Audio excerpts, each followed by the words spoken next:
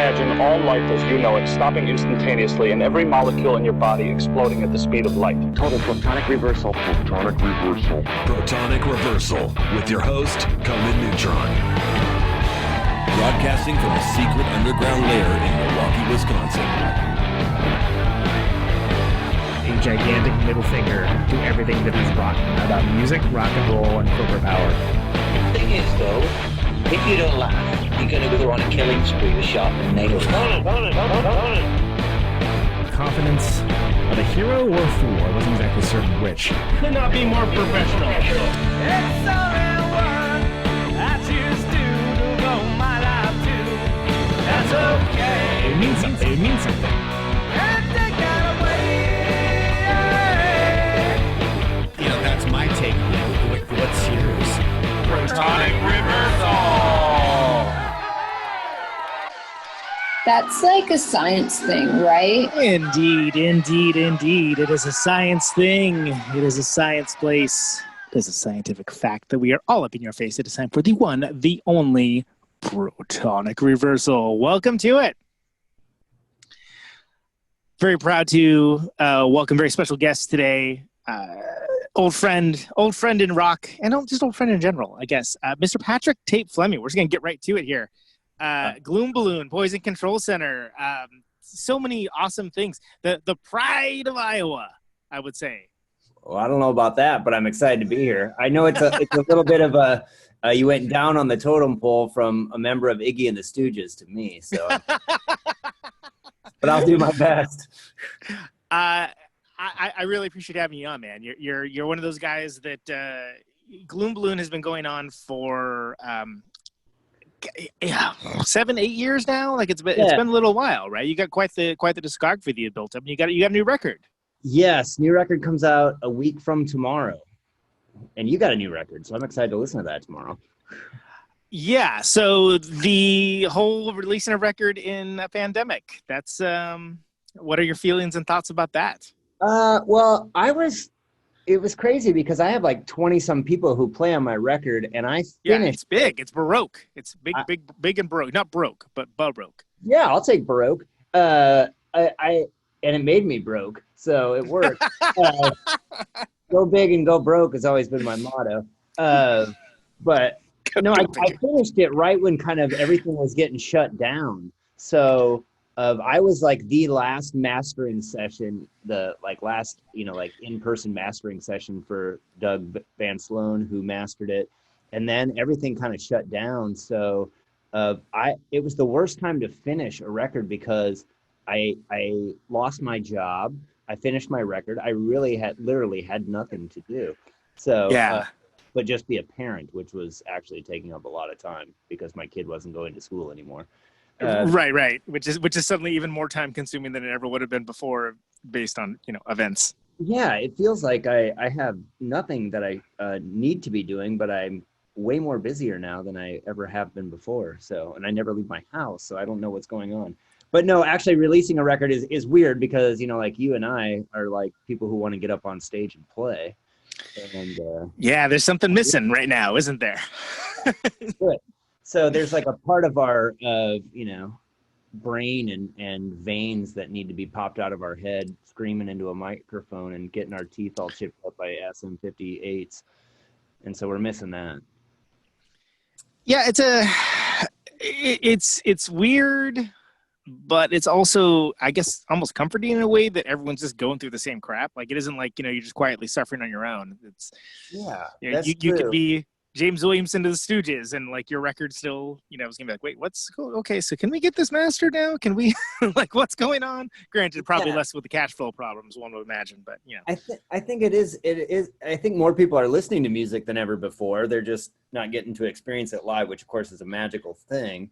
Right. But so I'm trying to do all these weird things to try to promote. I'm trying to make a music video for every song on the record, and all that kind of stuff, and really just try to promote it in any way possible, just because the normal thing to do for me, I'm like old school, is just like, all right, go out and play some shows. Let's go on tour. Book a tour and try to sell some records. Yes. Still the most tried and true method, but not something that's really something that can be done right now. So, but yeah, I think you hit on an important point that people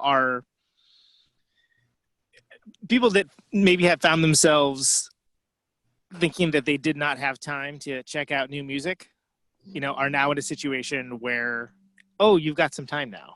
Yeah. And it's for the responsible reason, maybe. Yeah, maybe they'll listen to a full album now instead of just popping from song to song. So a distracted listen to like one song, halfway through. I had a friend who's got like an amazing record collection, and the new Stephen Malkmus record came out, the guy from Pavement, and he had texted me. I was like, how'd you like that record? And he's like, oh, I didn't like it. And I was like, oh, really? I think it's great. And he's just like, I didn't get through any of the songs. And I was just like, what? You didn't even listen to it. And I'm like, come on, man. And you're like a guy who buys records. You're the type of guy who wants to sit down and listen to something. But so yeah, it's almost like where's the hope if you're if that's going to be the reaction. You have probably maybe an idea in your mind of like the constant listener, just like constant reader. Trust me, I gave him a lot of shit about it. So when he tweeted about the record, how he didn't think it was as good as this one and this one and this one, I was like, have no fear, Matador Records and Stephen Malkmus. He didn't listen to the whole thing. Yeah. Don't worry, the hot take industrial complex is ill prepared. Yes. But I mean, that said, I mean, you're a guy that no matter what's been going on in your life, regular human life and creative life, you've kept moving forward. You've kept doing new Gloom Balloon stuff. You have all the other things. Your incredible. I mean, should I say partnership with Christopher the Conquered? I mean, it's sort of like a symbiotic sort of shared brain thing almost. Yeah. Christopher the Conquered's also putting out a record a week from tomorrow, and we are both on the same record label, and I guess have been for the last all of our releases because we were on Maximum Aims Records together. But he, his last record did really well because a certain musician tweeted about it, and then it blew up on Reddit. Right. Because Chris wrote about it, and I guess I can say who the certain musician is. It's just like, it seems kind of toxic now. But so Chris was playing a show in Iowa City, and he was playing a show with Natalie Prass, who was making a record with Ryan Adams. And Chris gave her an advance copy of I'm Giving Up on Rock and Roll, which I produced, and we recorded at Ardent Studios in Memphis. It was a great experience. The album's really great if you haven't heard it. And he gave an advance copy to her, and she gave it to Ryan Adams because she thought he'd like it. And he put it on his Instagram and Twitter with just like the photo of the album, and it just said something like, "Holy shit, this is awesome." Yeah, it's kind of the kind of thing that like you when you throw out these messages in bottles out to sea, you're like, maybe someone will find it and be really excited about it. Chris probably was hoping that Natalie Prass would listen to the first 10 seconds in the van and like, that's pretty good. Let's stop it. Let's stop at the gas station and get a corn dog before we fall asleep on somebody's floor. But he must have dug it. And then, so Chris being Chris, he was kind of running his own record label. So he was just like, well, shit, I better put some of this stuff online. And he like pre-sold like 600 albums just because of that tweet. That's insane. So and also Chris being Chris, got on Reddit and being like, hey, if somebody famous tweets about your album, it can actually have like a bump. And so then like Billboard magazine wrote about it, and it was like all this like Ryan Adams bump. So with that also probably you can have the Ryan Adams burn in fire. I was gonna say that at the time was definitely just a bump, and maybe had a mixed result situation coming at you later. Don't worry, you got the Protonic Reversal bump coming, you should be good, by the way. Yeah, luckily for Chris, I mean, I think he tried desperately. He even has a song about it on his new record that's called the song is called Pick Up the Telephone, about trying to like, hey, I should like try to contact Ryan Adams and want to do some shows, or maybe I could open a show, or like go see his studio and record a song or something, like, I don't know, just because it's weird that somebody was that famous and it was like right during the time when he had like re-recorded that Taylor Swift album. So he was just like king shit and the golden boy for like an hour. Yeah. Having like a pretty big pop culture resonance, maybe is the way to put it. Yes. And so, but yeah, so Chris had like an incredible little like spike in madness. And then, you know, like things happen, like you get a manager and you play showcases in LA and New York. And luckily, because of that little spike in the madness, he met John Young from Grand Phony Records. And, you know, John's been incredible. And, you know, he's just like really supported Chris and he wanted to work with him. And so he's like, hey, I'd love to like be a part of this. I have a record label that has some really cool people on it. He's got like Van Dyke Park, or he's released some Van Dyke Park stuff. Mike Viola, the guy who sang That Thing You Do for the movie. Oh, right. Yeah. You know, and it was in a band called the Candy Butchers. But he also did songs for like that Dewey Cox movie and stuff like that. So he's on that label and some other bands. And so like Chris was like, yeah. And then John Young gave him some money to make an album, which, you know, was like crazy unheard of. Yeah, apparently that still happens. Yeah. Who knew? I think John didn't know. I think John didn't know that stopped happening. So, but now he's aware. Because I came to him then. I was like, "Hey, I just recorded this album and I paid for it all myself. You want to put mine out too?" Yeah. And he's like, "Yeah, let's do this thing." So, but it's great because like John, you know, since Chris and I have been putting out records forever with multiple bands, John is kind of like picked our brains and we picked his brains, and it's just been kind of like a really fun experience in this quarantine, getting to know him more and like trying to be like, how do we sell these records in this time, you know? So yeah, well, and that's the question, right? I don't think anybody really has an answer to it, and there isn't necessarily right or correct path necessarily. It's just sort of everyone's kind of, you know, rolling. And for the listening audience, I'm rolling the dice. I'm making the motion of rolling the dice here, which is it's a roll of the dice. We're all floating in an endless, vast sea, sitting on a bunch of records and CDs that hopefully somebody will rescue from us. You know, I think it's you know, we have both been making music for so long. It's kind of in our blood that we don't want to stop, even if the world is kind of drastically stopped. And I think the world needs music right now more than ever. You know, and I think that harkens back to the earlier thing we were talking about, that, you know, during this quarantine and during this pandemic, there's been a lot of people that have kind of gone searching, almost like searching for new things to kind of just help them get through. Yeah, straight up. And just to distract themselves from the political madness that our country is in. You know, I think, you know, like when we met, you know, the flaming, shrieking, screaming skull that's like flying around the room all the time, always 100% of the time. Yeah. When we met, I think like you gave us a copy of a political comp or something, you know, that was shitting on George Bush. So the Rove comp, the Karl Rove. Wow, that's adorable. Isn't that adorable now? Oh, it is. I know. And you know what? That seems like a fucking 11th shade of heaven compared to this. Yeah, man. It's like. So if we need rock and roll to save the world, then my God, you know, like we need people to be coming out of the woodworks on their 4-tracks during this time and. Really but it's almost like, so that with that specific, since you mentioned it, Karl Rove, Courage and Consequence was the name of it, and the reason why is because that was still when you could culture jam things, which is to say that hijack the results for when people look for the name for that guy's book, they would find this compilation of a bunch of songs about how much he sucks, and Karl Rove being a guy that likes with a great cover by Danny Hellman, the famous Danny Hellman, and. The idea was that this is a guy that his power comes from operating the shadows. So making him like the focus of this thing was, you know, first of all, counterintuitive for him and not something that he was especially comfortable with. But that was the idea behind it. The problem is you can't do that with Donald Trump. No, like he revels in being the focus of the attention. He like moves his entire life about being the focus of attention. So it's like you can't use that same modus operandi. I don't think personally. I don't think it hits the same way. No. And you could you know, we could all write the greatest songs we've ever written about him and about the crazy ass shit he does, and then tomorrow he'll do something fucking crazier, and your song people have forgot the crazy shit that you wrote about that happened earlier. Exactly. Everything just moves like so much more fast now that it's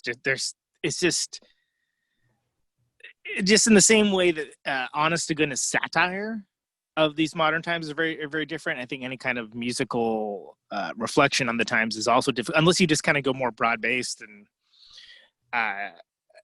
kind of go more towards like feelings and more abstract things. Which, I mean, that said, like I was listening to one of the songs, the single earlier. It's pretty joyful music, for non-joyful times. Yeah, I mean, I think like, I think my world has gotten flipped upside down in the past couple of years, and I feel like there's a little bit of hope in the record, even though a lot of the songs are sad or about a guy in his midlife trying to figure out figure out which path he was on and which path he maybe shouldn't be on, or that kind of. But I mean, I think that's the like we're like I was saying, like we're both just rock and roll heads, so to me, born into it almost, yeah. So I wanted to make a record that was like had lots of little rock and roll references, and like how rock and roll can fuck up relationships, and how I speak through rock and roll, and like there's lots of little hopefully there's enough layers on it that if people listen multiple times and they're rock and roll heads like us, they'll be like, oh, he's referencing that there and that there and that there. So that was my goal, is for like a rock and roll head to be like, oh, I see what he's going, that kind of thing. Right. It's in this case, your constant listener that you might have in mind would be someone that would be willing to kind of dig a little deeper and find these little not Easter eggs necessarily, but little things that they can pick up on and kind of get something out of beyond just that's cool, right on.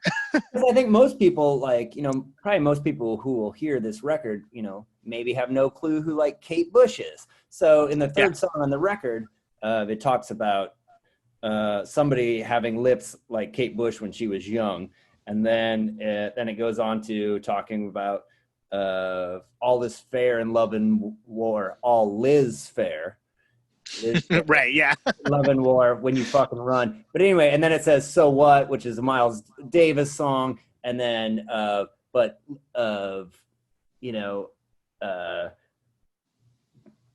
Kate Bush is on the album So by Peter Gabriel. And so then the next lyric is like, don't give up, which is the lyric she sings on So by Peter Gabriel. And so it like has all these different layers. So what I'm trying to do is like just pretty much get people to go on Wikipedia and look up who Kate Bush is, and then be like, oh, maybe I could pick up the Kate Bush record now, like it, that kind of thing. I thought you were going to say you're trying to throw out catnip for people that worked at record stores, but well, that works too. That too. It all amounts to the same. But I mean, that's nothing. But that's how I think, that's I was gonna say that's nothing like new with this record necessarily. That's kind of always been in the case, all the way back to Poison Control Center. There was like things that were like referential, but the references weren't, clonk, hit you over the head with a cartoon mallet necessarily. It was more like, oh, that's a reference to like another song or like a famous lyric or something, like recontextualized to mean something else. Yeah, because I think like all the guys in PCC too are like, we all are just like their worship music and listen to so much music that it just like becomes part of your dialogue, right? Right. Yeah, exactly. It's almost like the that episode of Star Trek where they meet the alien race that only speaks in metaphor. If you're familiar, it's like oh no, this is all in like Thin Lizzy references and like Sloan and Beatles, Yeah, that's me, like. Those three for sure. And I think but that's the thing. I think all the people in Thin Lizzy and the Beatles and Sloan are probably the same way, right? Yeah, they had their, they maybe it was like blues artists or like, or artists of like a different era or something. But I don't think that's necessarily new or unique. But it is something where it almost seems like it's not in fashion for popular music. Like it kind of seems like it's that more esoteric kind of thing,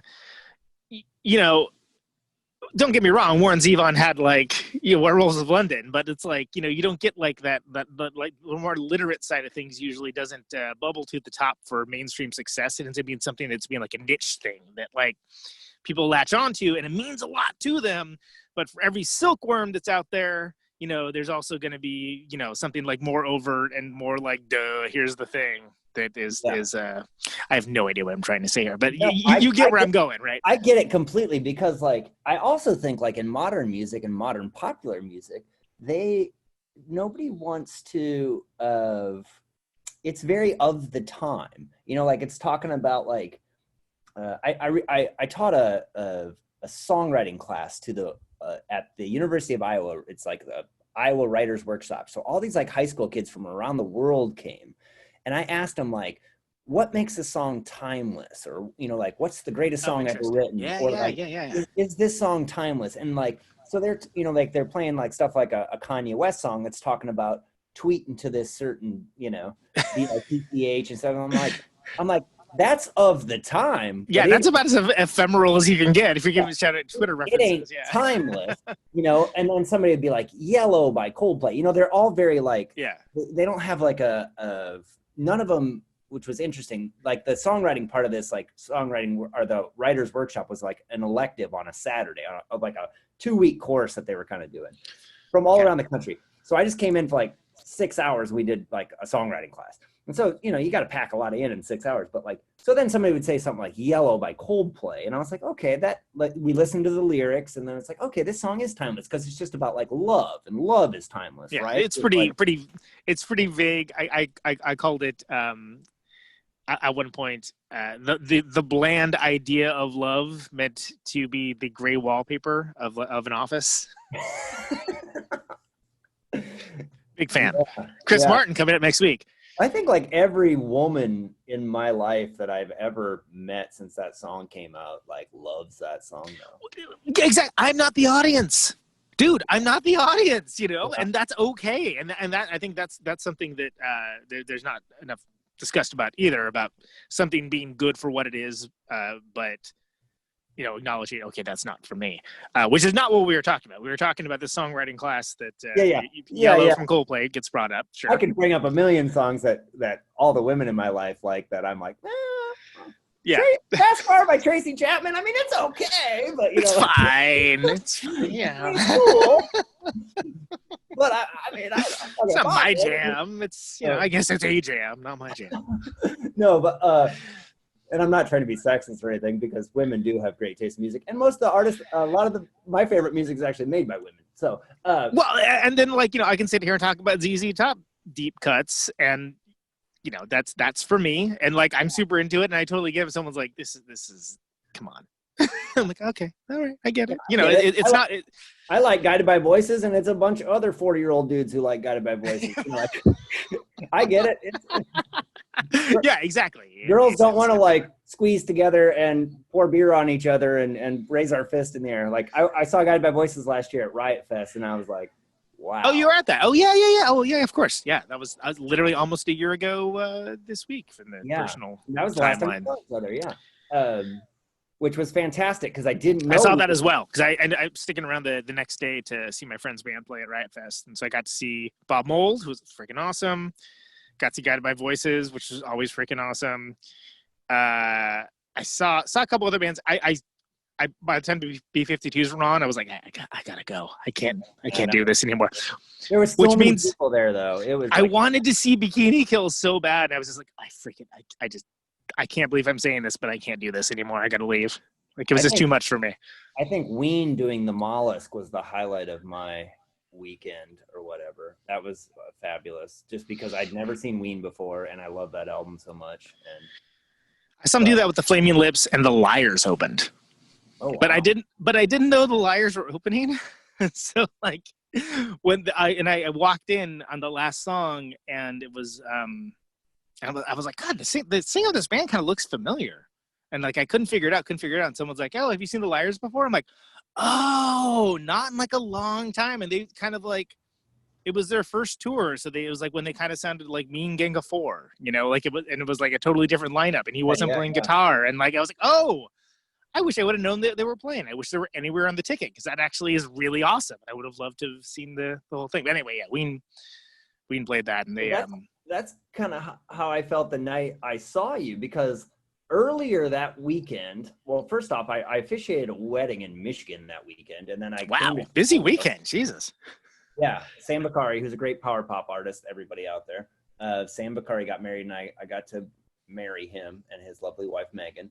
And then it was cool because some friends had tickets to Riot Fest, and then it was like they were going to give one to my friend Emily. And then Emily was like, you want to go to the Riot Fest? And I was like, cool.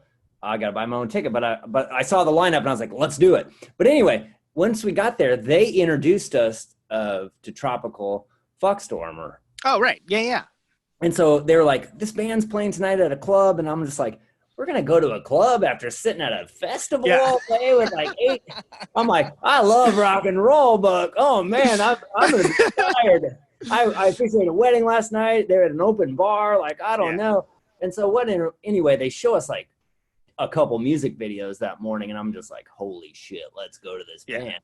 And then I look it up and I see your opening. And I was like, oh my God, my friend's opening this show. We got to go to this. So then we're leaving Riot Fest, and they're like, oh, we got plenty of time, I'm not like, because there's all these cars lined up, that are fake Ubers, but not real Ubers. And I'm just like, let's just get in one of these cars. You look closer at the sign. It says Fuber or something along those lines. Yeah. They were all like, no, I think like we got to be like a little more careful. We're in a big city. And I'm like, what the let's get in one of these cars. I don't want to be late. Like now that I know my friend is opening, it's like, I definitely want to get there. And when we got there, it was like, I think we were like the last people to get tickets. They already had tickets. Friends. So it was like, and so I'm so glad we got there. And then, I had people hitting me up to get tickets like as we were going on stage. I was like, this is one of the reasons why I don't bring my phone on stage. And also I can't help you. I'm sorry.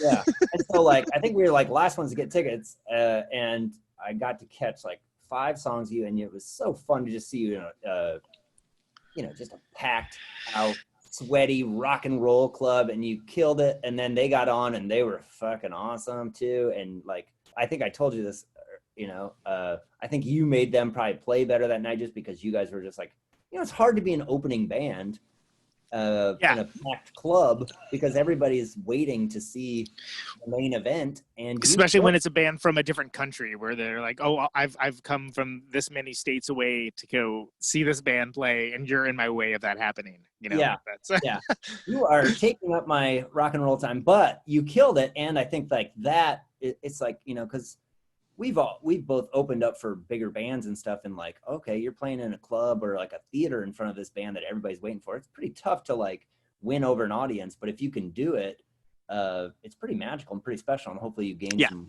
lifelong fans from it. So you guys did it that night. I thought it was fantastic.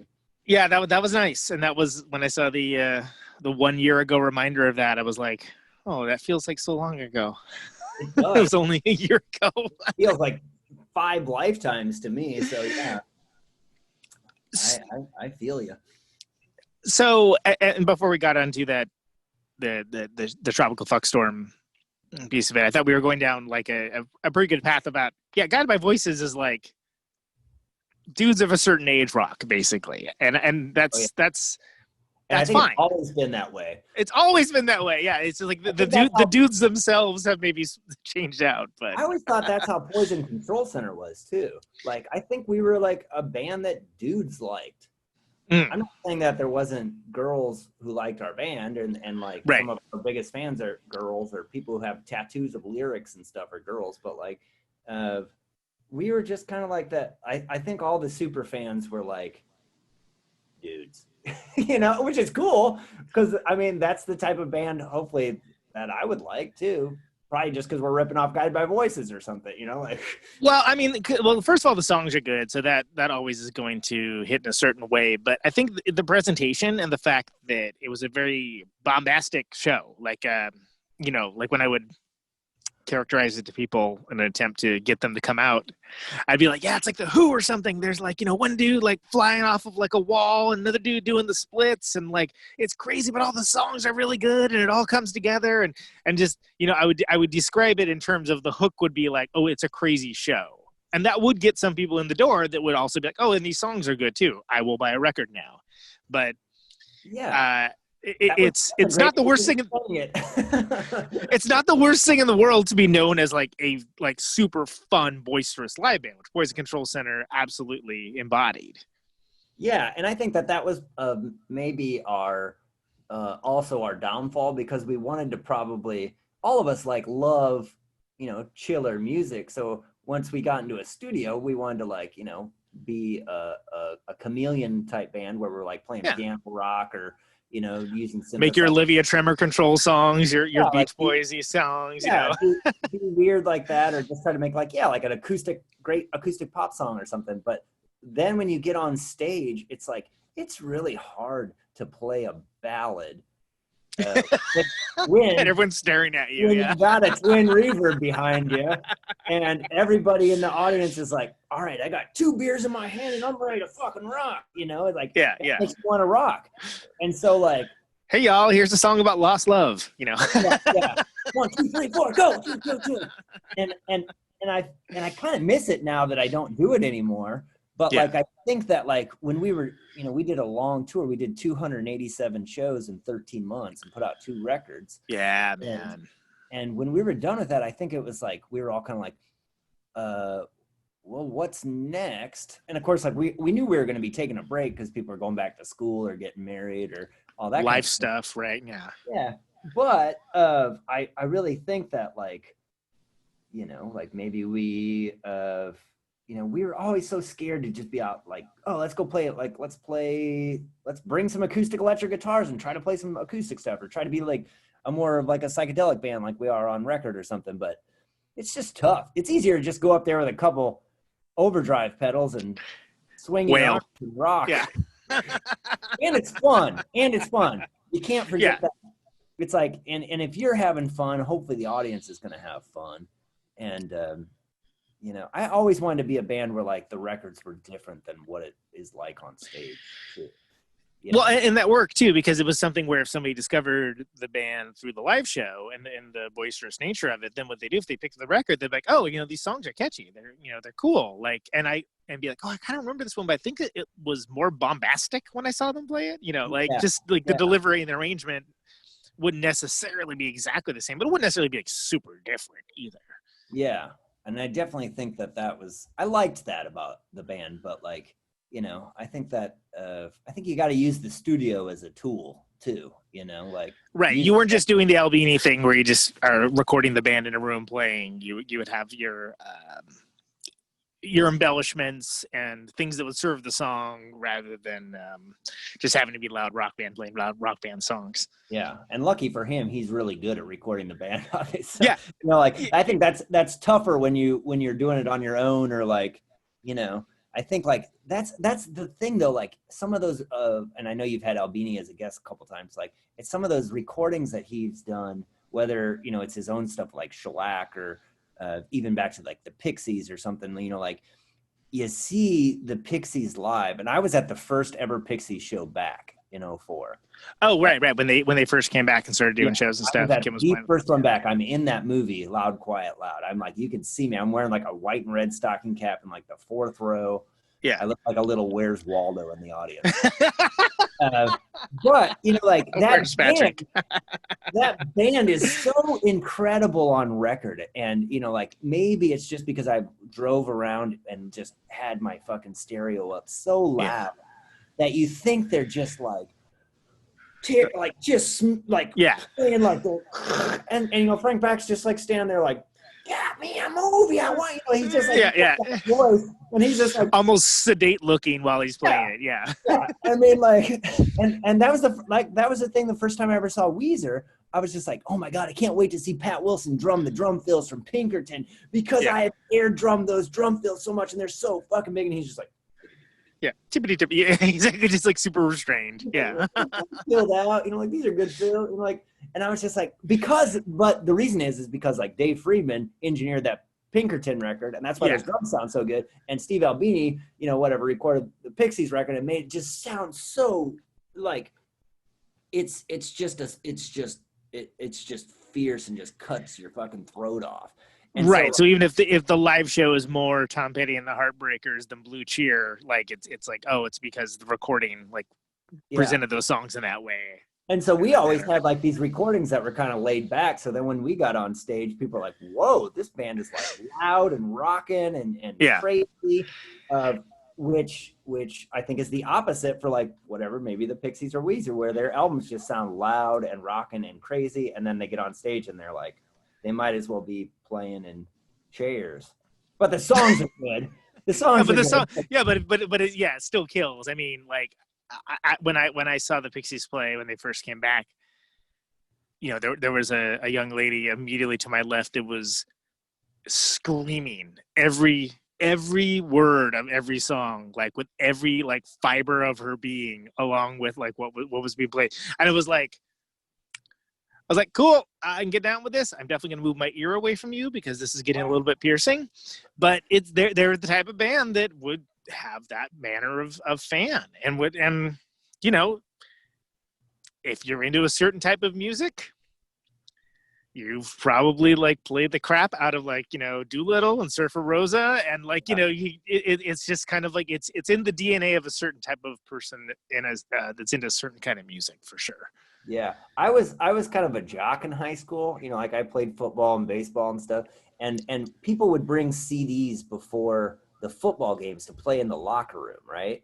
And so like people are playing, like AC/DC and Metallica and stuff that's awesome, and it totally gets the normal jock pumped up. But I can remember I brought Doolittle because to me that was like this is we're gonna win tonight if I play this shit. Everyone's gonna get super stoked. It's so good, and it's just so rocking. And like, I can remember people were like, "How did I go over?" Did that? It didn't go over, and we did not win. People were like, messing up plays. They're like, "What was that shit Pat was playing earlier?" And then for like 2 years, I couldn't find my fucking Doolittle CD, and I was like, fucking leave that in the fucking locker room, like the saddest story ever of a Pixies fan. He's lost his copy of Doolittle in the locker room. Failed pump up music for Let's just say I'm not in charge of Jock Jams 30. That's like Jock Jams volume 1045. Like they're starting to like, okay, who's left? Who haven't we done? I should start a Spotify playlist of like the real Jock Jams. And it's like got the Pixies on it. It's got like shellac on it. Like stuff like Fugazi. That. Yeah. Stuff like that. Like that's the kind of shit that pumps me up, I guess. Yeah, same here. I hear. It's like. No offense to Def Leppard or whatever, but it's sort of like, it evokes different reactions from different people.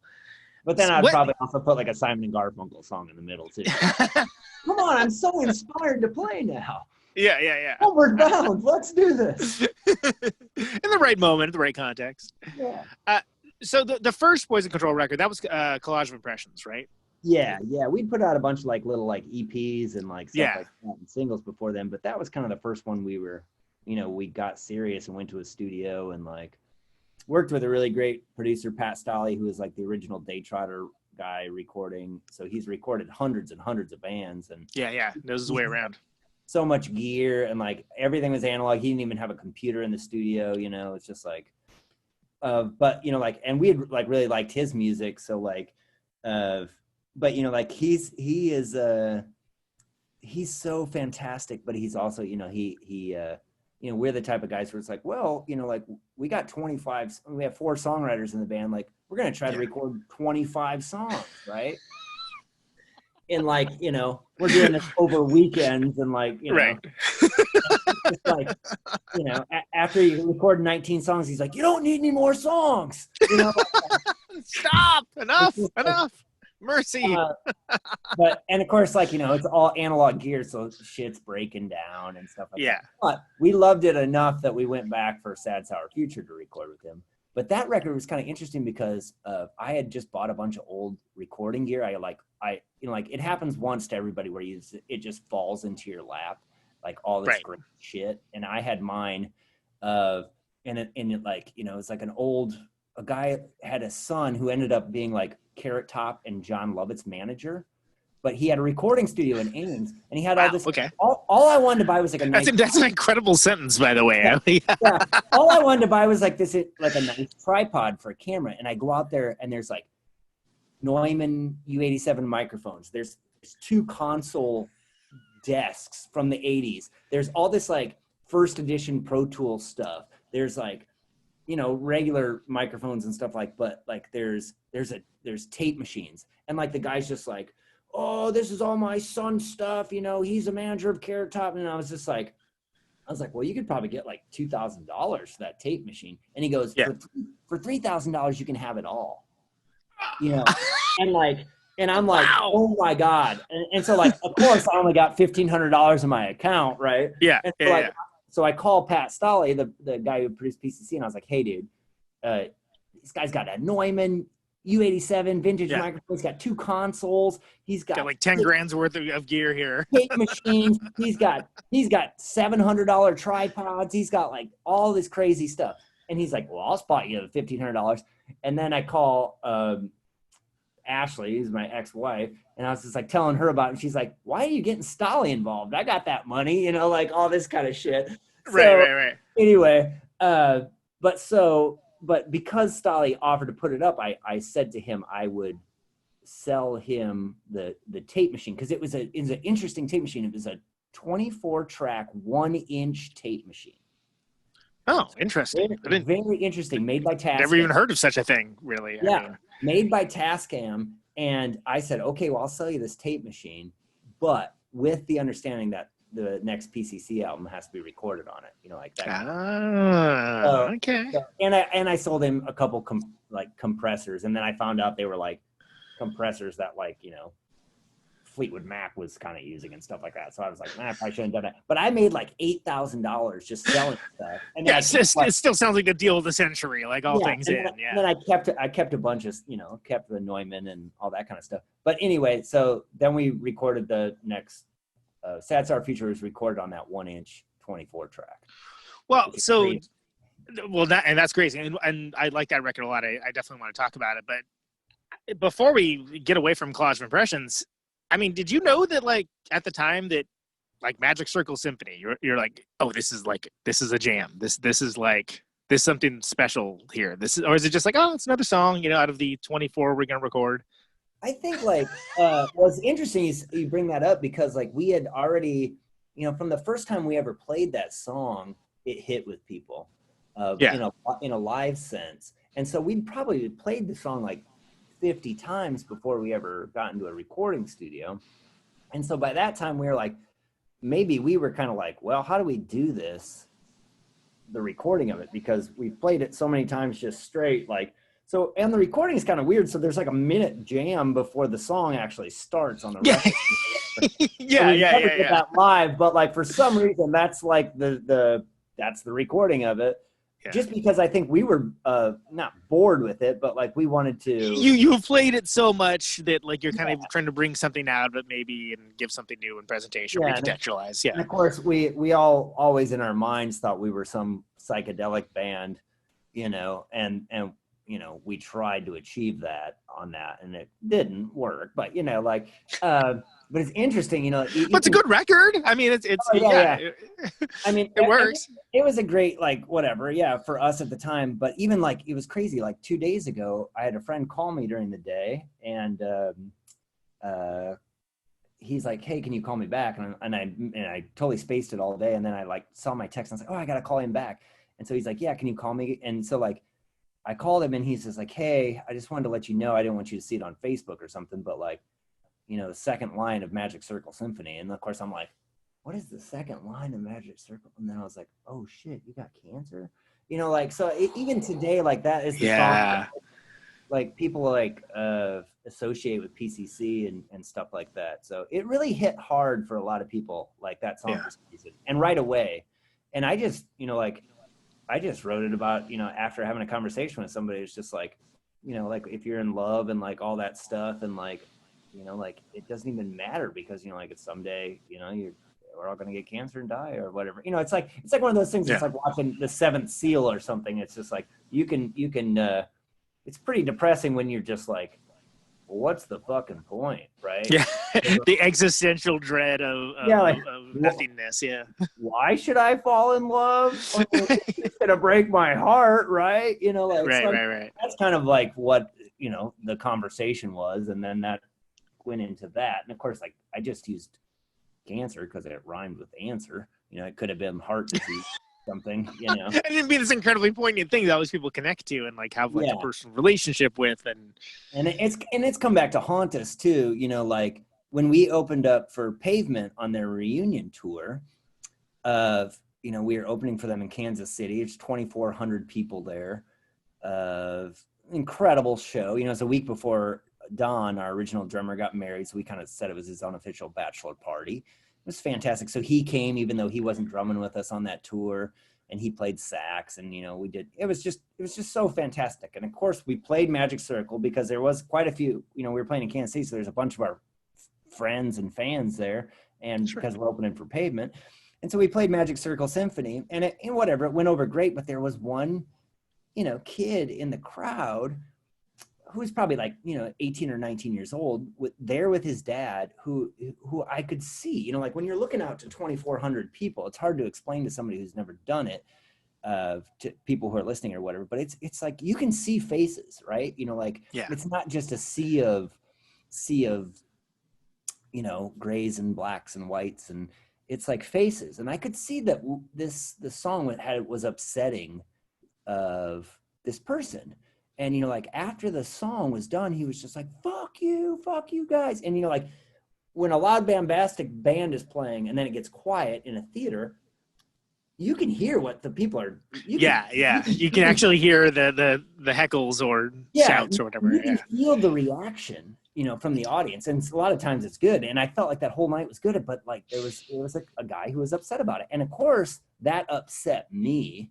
Because it's my song or whatever. I wrote it, and I was like, man, it was so upsetting. So I, found the person, found out, got his information, wrote him, found out his whole story. His mom had a huge struggle with cancer, and I had explained to him about like why I wrote the song and stuff like that. And then, like just because I had that personal connection with him, we ended up like, sharing emails for a long time, and he became a fan of Poison Control Center and came to shows, and like, but like I think that there's, I could have just like walked off and been like, fuck, I just opened for like my third favorite band ever. I don't give a fuck, like I don't give a shit, like about what, like suck a dick. It really like made that night kind of turn around for me, and so I'm so happy that like I went out and like found him and like found out his story, because like, it is kind of a weird song to explain to somebody, and of course,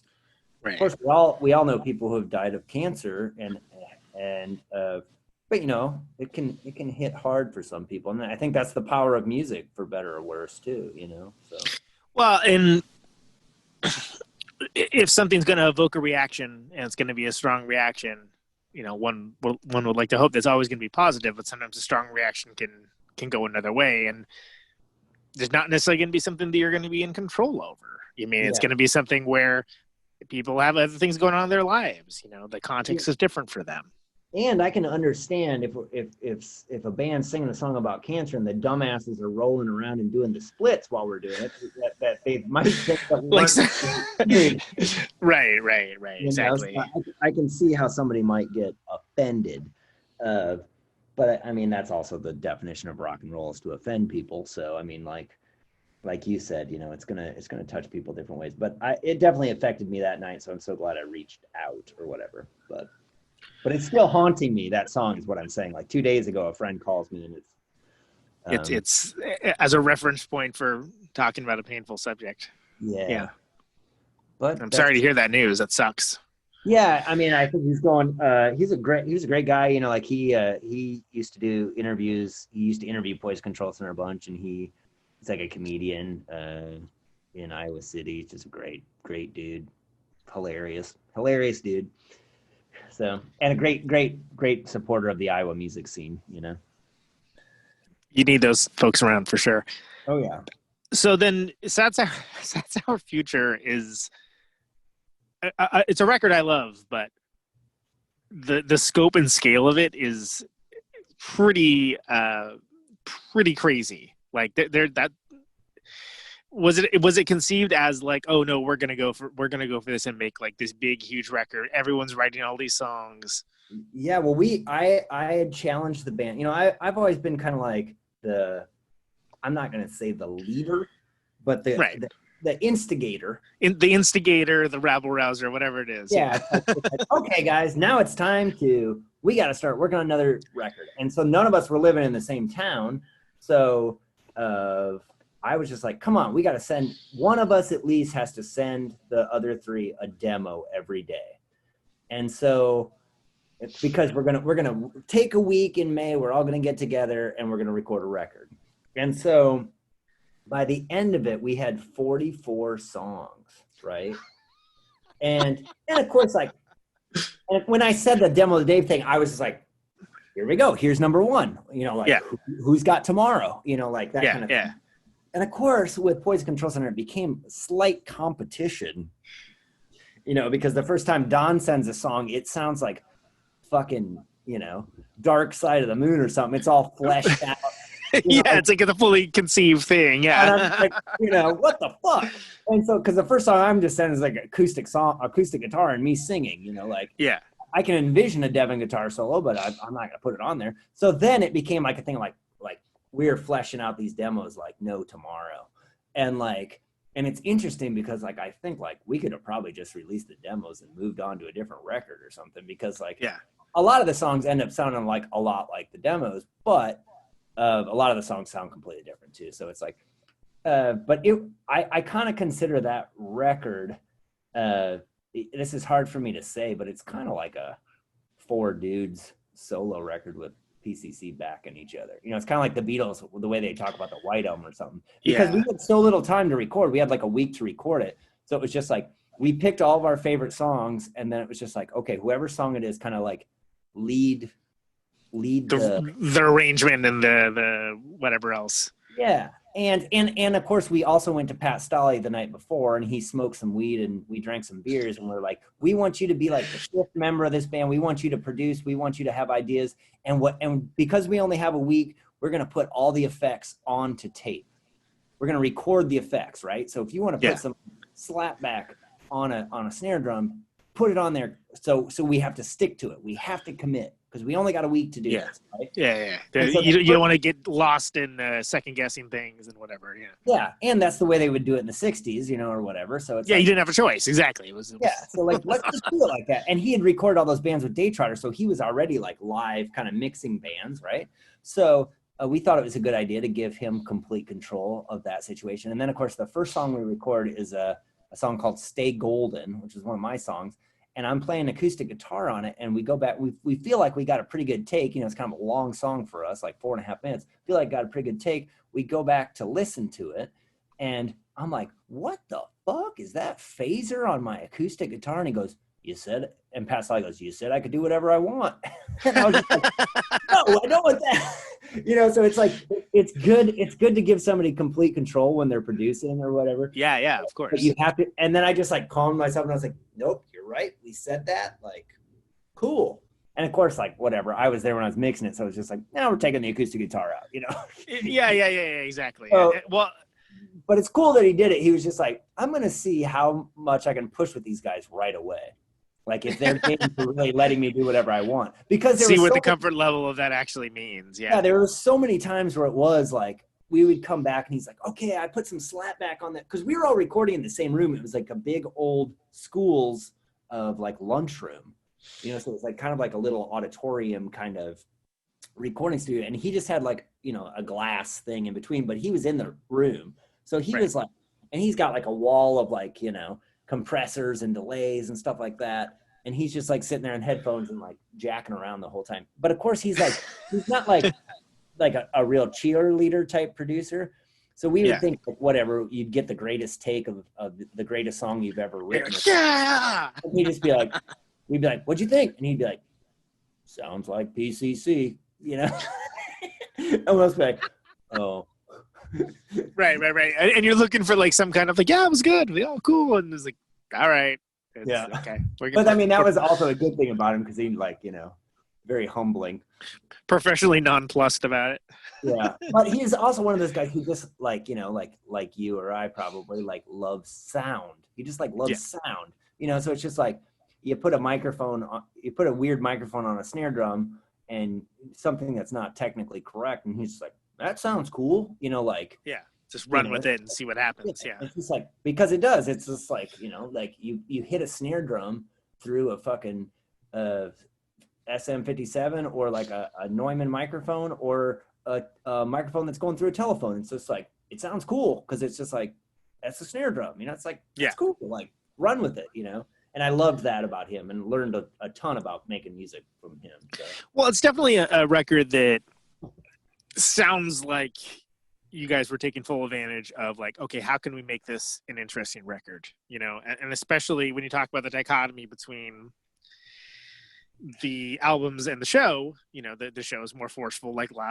raucous live presentation, and then you'd have like this sort of like, you know, really, you know, there were like psychedelic moments. There was things that was like, oh, that's almost like krautrocky or something there, like things that would happen that make for a really compelling experience when you're listening to it, but wouldn't necessarily be the first thing you would think of when you know see these four fellows just like erupt like the Kiss thing where it explodes and they jump out, you know, that's sort of like the Poison Control Center thing.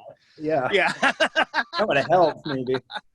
No, I think you're right about that. And I think that the only way that we could have done that, recorded that record in a week and with all the like little synthesizer, you know, I think I play like keys on like 9 songs on that album or something like that. And there's no way that wouldn't have been, we could have done that if we hadn't sent those demos out and just kind of like planned it on. Because you already had a familiarity with what was going to be happening, so you could like you weren't necessarily walking into it being like, all right, have an idea now. Yeah, because like you know, is everybody just kind of like run towards an instrument and see you know, like how it goes on this song, right? Because we only got, you know, an hour or two to record the song, and so like that was really fun, and you know, overdubs were you know, great, you know, like, and we had never played these songs together before, you know, like, so we would practice, you know, we'd stay up way too late and playing cards and drinking beer and eating chips and talking about what carrying on before. And then like we'd wake up early and we would practice the song, like the 3 or 4 songs we were going to record that day, and just like get used to them. Like, and you know, Pat Stolley's studio is so incredible because there's pianos, there's electric pianos, there's synthesizers, there's all these different guitars, you know, like Devin broke a neck on a SG guitar while we were there, just like it fell off a stand, you know. It was like one of the most fun rock and roll things ever. Completely anticlimactic, but still impactful in its way. Yeah, it's just like, oh, I think I'm gonna play like this SG on this song, whatever, and sets it down, whatever, on an amp and over. You know, it's just like, yeah, and Pat Stolley's dog died during it, and the week. It was just, it was a hell of a week. But we got some music out of it for prosperity, I guess. So. I mean, so when you're making a record that's as vast and expansive like that, how do you decide what ends up like making to the live set? That's a great question. I think on that long tour we played 91 different songs, so that was cool. Because Joe is very analytical in a great way that I'm not. And you know, we always kept the set list going and kept a running tab of like the set list and blogged about our experiences and stuff like that. It was so great that he did that because a lot of times my memory was shady on shit of too many beers or something. But right. Yeah, we played 91 different songs. Now that can be kind of skewed because we played this one show in Salt Lake City, Utah that we had to play for 3 hours. So, you know, we did. Wow. Yeah. Did you time travel back to 1965? That's crazy. It was crazy. I mean, they were giving us a lot of money and a lot of, you know, low alcohol content beer. Salt Lake City, exactly. Yeah. So I was just talking about that, actually. Yeah. Yeah. I mean, it was good beer, but it was just like, I feel like I drank 100 beers and still the one who drove our friends home who let us stay at their house. Well, it makes you can be a low rent Bob Pollard very easily that way. Yeah. Which, in fact, one of the 91 songs we played, I think we did play Salty Salute, which we played a few times on tour just because we love GBB. But I think that night we played Closer You Are, The Quicker It Hits You, too, or something. One other song by Guided by Voice, because we were just like pulling out songs, right? Because like we could like what else do we know? And like we have Dave Olson, who was our fantastic drummer on that tour, great drummer, who just joined the band and who ended up being the drummer for Stranger Ballet, but he wasn't in the band before, so he joined the band before the tour. So whatever, you practice 20 songs or whatever, and then of course we wrote some more on the road that became Stranger Ballet. So we probably had 30 or 40 that we were pretty comfortable with. But like when you're playing that long, we were just like, I think we played like, Caravan by Van Morrison or something. Like right, just pulling things out of left field. And of course, Joe and Devin are good about like, like they can figure stuff out or can just run with it, right? So like next thing you know, we're doing like, Can't Explain by The Who, just because like whatever, Devin knows the opening riff, and like yeah. If you have the opening riff, you pretty much have the song. So like, I know the words, so like here we go. Like so. Yeah, we played some Bowie, The Who, GBV. We were doing everything that night. But it was like I don't think I'd want to listen to it, listen to the recording of it. So that 91 songs was probably pretty skewed from, we probably played 20 some that night one time. So yeah, but he did calculate every song, like, so it was like, probably like Don't Go, a great Joe song, from Collage of Impressions, of the 287 shows, we probably played that 234 of them, or, like, yeah. And in PCC, whoever was the DD got to pick the set list. Interesting. Okay. Yeah. So every 4 nights you were kind of like the band manager. We never had a tour manager or anything. So it was like, there's 4 guys in the band. So every 4th night you were the, band manager. You would have to be the one who dealt with the club, get paid, be the DD that night, write the set list. So you got to write the set list, which is cool. Yeah. And you were, in charge of getting everybody home safely or back to wherever floor we were sleeping on. But so the set list got, definitely, they were different every night, which is fun and keeps it exciting and interesting for a band. And if you're like a person who dug the band and you went and saw them a couple nights in a row, you were definitely not going to see the same show. But of course, you might get, somebody might be in a mood and be like, let's do a bunch of songs we haven't played yet on tour. And like, and I'm just like, I'm always like, come on, we got to give the people what they're paid for, the showman side of things. Yeah. and of course, like when you're on tour that long, it's just like, I feel like, like every night you're just trying to win over the audience. Right. So it's like, I always feel like, all right, best foot forward. You don't necessarily want to go for the deepest cuts. Yeah, and it's just like, let's go for what's familiar, so you can just bang out 8 to 10 rockers. Let's get on the stage, get off the stage in like 35 minutes, and then the next time we come and they bring their 10 friends, like or whatever, we'll throw them a deep cut. And then, of course, the next time you go and there's only 5 more people at the town. And they're all different people than the first time you were there. And you got to give them the 8 best songs again, like right. Stuck in a rut of playing the, your go-tos. So and next thing you know, you've learned 20 songs and you're playing the same like 8 or 9 every day. Yeah, and I think that's the reason that we we did a couple reunion shows a couple years ago. And it's super fun for the people who want to see us. And it's super fun for us just to get together and play. And we, financially, it's wonderful because they're paying us way more than we ever got paid when we were actual band. Right, yeah. And that's apparently the key to like being a successful band is stop being a band, and then people give you money to be a band. That's the secret. It's like oh, we used to have to play for 3 hours and we got paid $50, and now we're like come and play for a half hour. It's just one show the whole year and you get paid $2,000 or something. It's just like, what? Anyway, but we get stuck playing the same. We got to play the Don't Go. We got to play the Magic Circle. We got to play, that kind of thing. Yeah. So it gets, it's not as fun as if we got back together. So a couple years ago, we did play at 8035 Music Festival, which is the big music festival in Des Moines. And so we didn't tell anybody we were going to do this, but Gloom Balloon had booked a 8035 after party the night before, but secretly we were going to do a PCC show. So the place was packed. And then Gloom Balloon was supposed to come on, but then we just did a PCC show. So we did like an hour and a half PCC show on Friday night, and then like a 40-minute set on Iowa Public Radio's stage at 8035, and then our actual 8035 set. So, but we didn't want to repeat any songs. So man.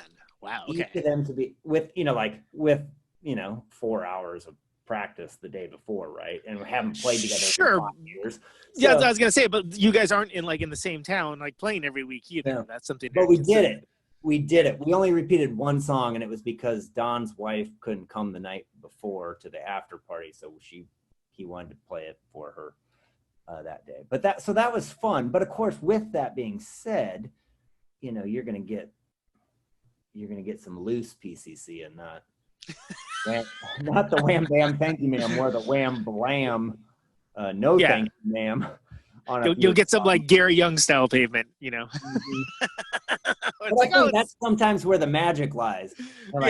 Sometimes when you go and see a band and they're just so good, they're just so good, like what's gonna happen bad?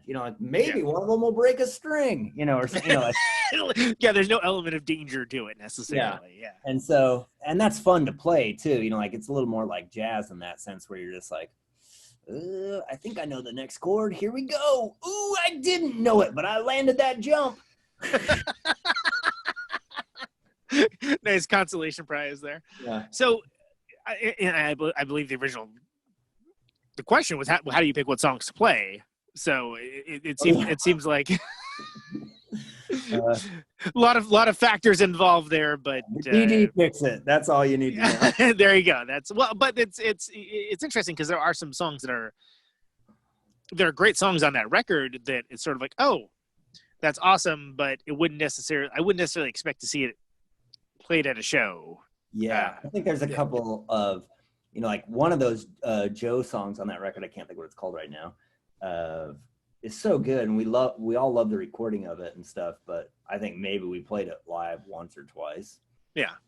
It's like one of those type of things. But that's cool. And you kind of know that if something's working live or not too. It's sort of like sometimes it's like, yeah, it's good. Like, and there can be a band that has like, the song is amazing, it's so good, and then like when they play it live, like, yeah, that was okay. Yeah. Like one of my favorite bands in Oakland, B. Hamilton, they have the song Gold Tooth, and it's like the best song on their first record. But every time I've seen them play it, I'm like, yeah, that's good. But it's there's like 15 other songs I'd rather see you play than that, because it's just never going to be as good. It doesn't hit the same way. Yeah. I think that's the interesting thing, that the dichotomy of Poison Control Center to Gloom Balloon is I prefer in Gloom Balloon to kind of perform the slower, softer songs, where in PCC we were so scared to do that. But mind you, it's just me up there, so like now I'm maybe trying to sing or something instead of just being like, like there's less cover, and it's not that it's the presentation is boring, but it's not like a bombastic presentation in the same way where you have a full like loud rock band with amps and drums going, and it by nature of the fact it has to change how you perform and what type of songs you play. And a lot of times with Gloom Balloon, I'm playing with backing tracks, so it's like I know the bass ain't gonna fuck up, right? Right. Yeah, if somebody messes up, it's gonna be really apparent who it is. Yeah. So it's like it's more of like a performance art thing when you're playing the backing tracks and you have like the film, like, because I work almost as hard as on the film for the show than I do on the songs. Like So actually tomorrow, Christopher is flying into Des Moines, and we are doing a private spaced out show for 25 people in a like a backyard field. Oh wow, cool. Out. And so I've been working on the show like all week, like getting ready. And then on Saturday we're gonna film a special for our release show the next week. So anybody who's like pre-ordered the record or follow us on Spotify or something can watch it. Instead of having a release show on the date, we're just gonna put up like an hour-long film online. So we're going to a studio where both of our records were recorded and filming a little special, which will be fun. Yeah, that's awesome. And again, like trying to promote a record in a pandemic time, it's like, how do you do it, right? So it's like, well, let's make a little movie of us playing some songs live in a studio and in a different way than they are on the record, and then we'll just try to make it something. Right?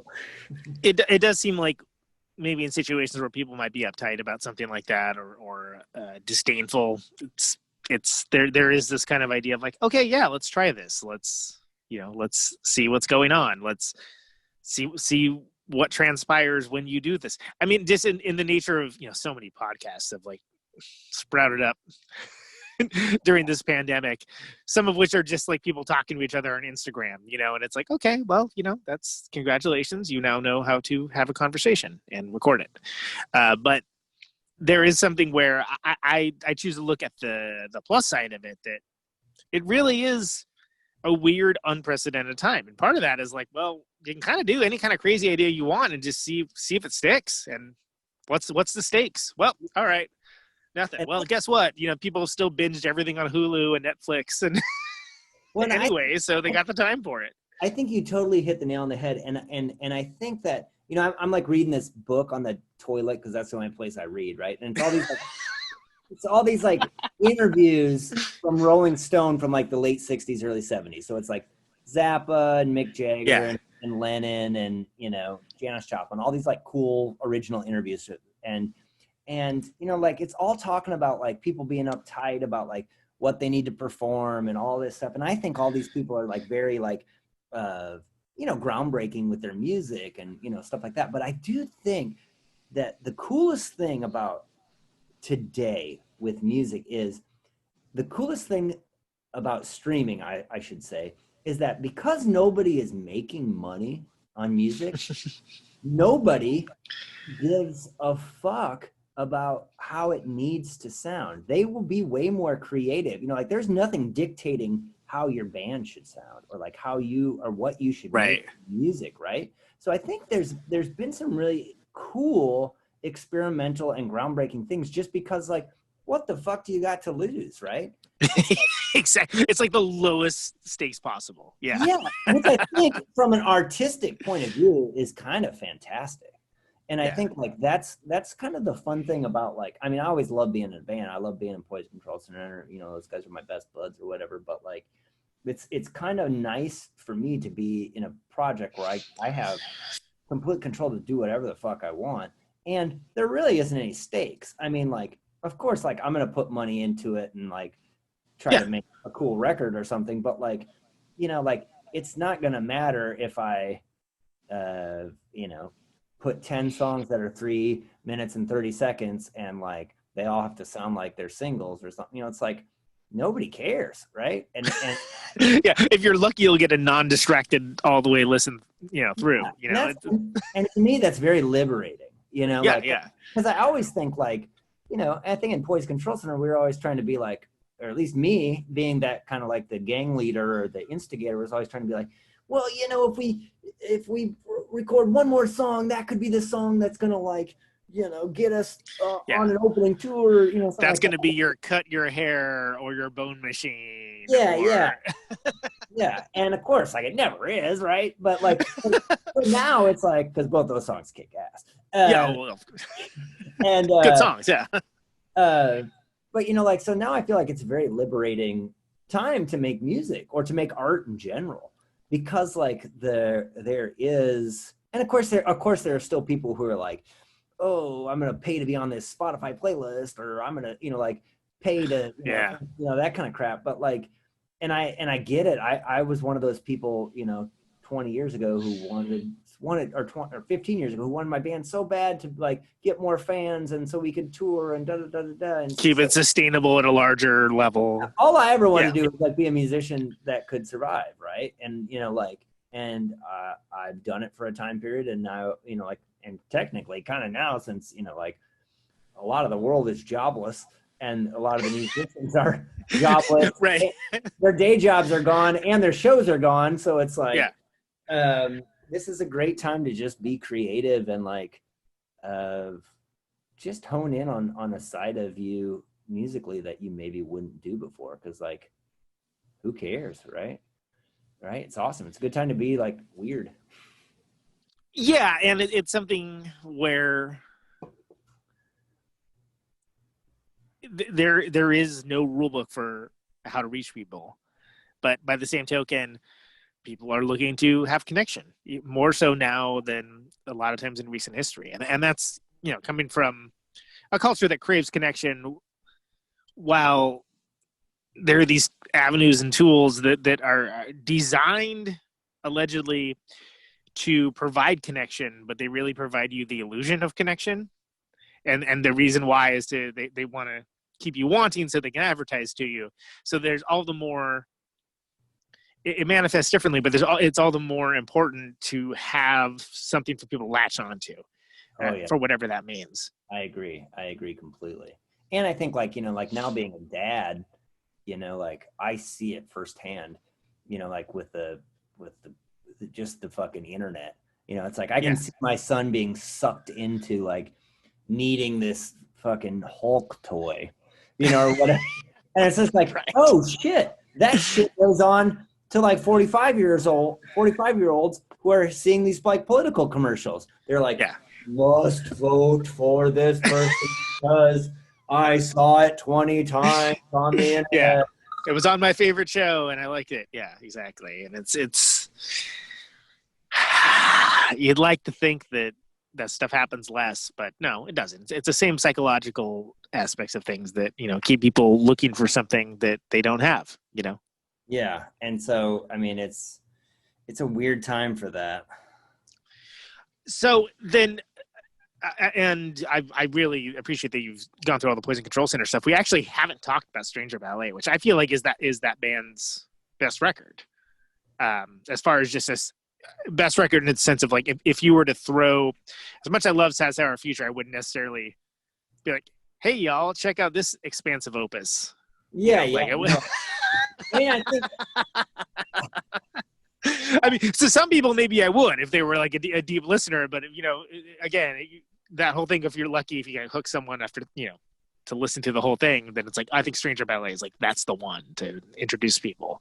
Yeah, and I think I think a lot of PCC fans, that one's their favorite, just because it is so it kind of is more like a live show. It's just very concise and bang, bang, bang, bang, bang. And they were all half of them were songs that we were already playing on tour, so we were pretty tight when we recorded. But there is elements of Baroque things that you would do in Gloom Balloon too. You got the background singers going. There is this bombastic presence. Yeah, and I think that was just I think we were just listening to a lot of Exile on Main Street in the band at that time. It's just right, yeah. Of course, we recorded that record in Chicago, and so one morning I was just at a coffee shop, and I was just fuck it, as a surprise, I'm gonna try to find a gospel singer to just come and rip.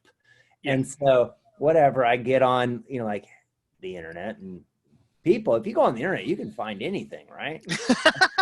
People will do it if you pay for it. People will do anything if you pay for it. So I found some whatever, quote unquote professional singers, and wrote this woman. And I was just hey, we're a band from Iowa. We're in Chicago this week recording. We'd love to have some background singers.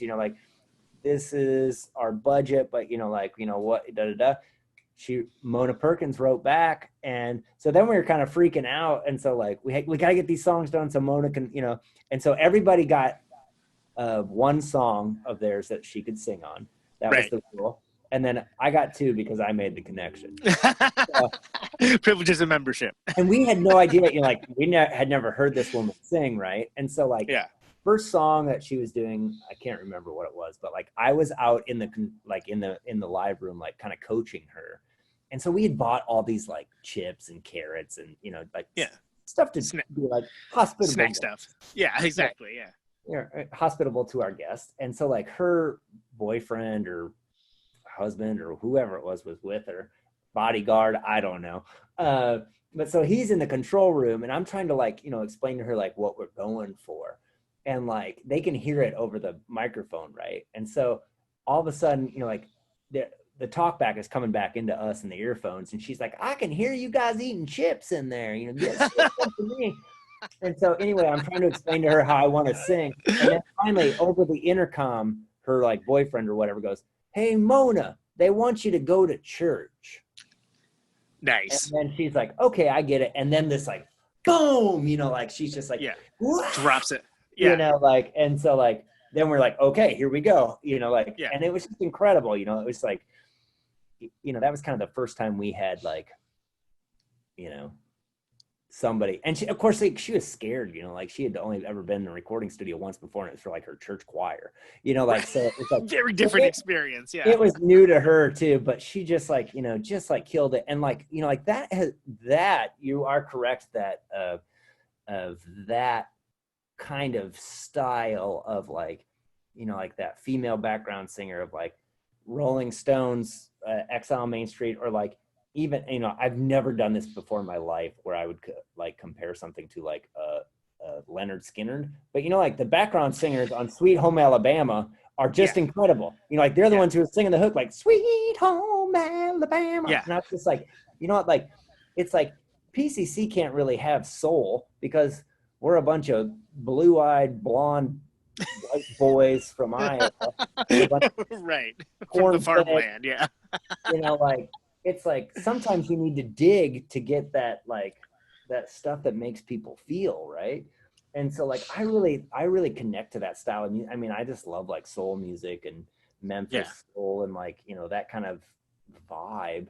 And like so like that was like very instrumental to me. Like I want to make like PCC, a lot of it kind of be like a call and response, like these are like characters in the thing, and like this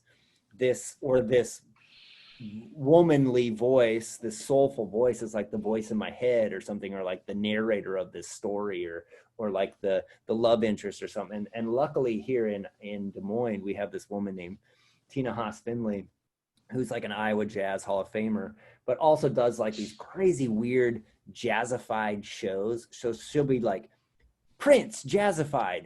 And so like at the jazz club, she'll like take jazz music and melodies and then like do like Prince lyrics over them.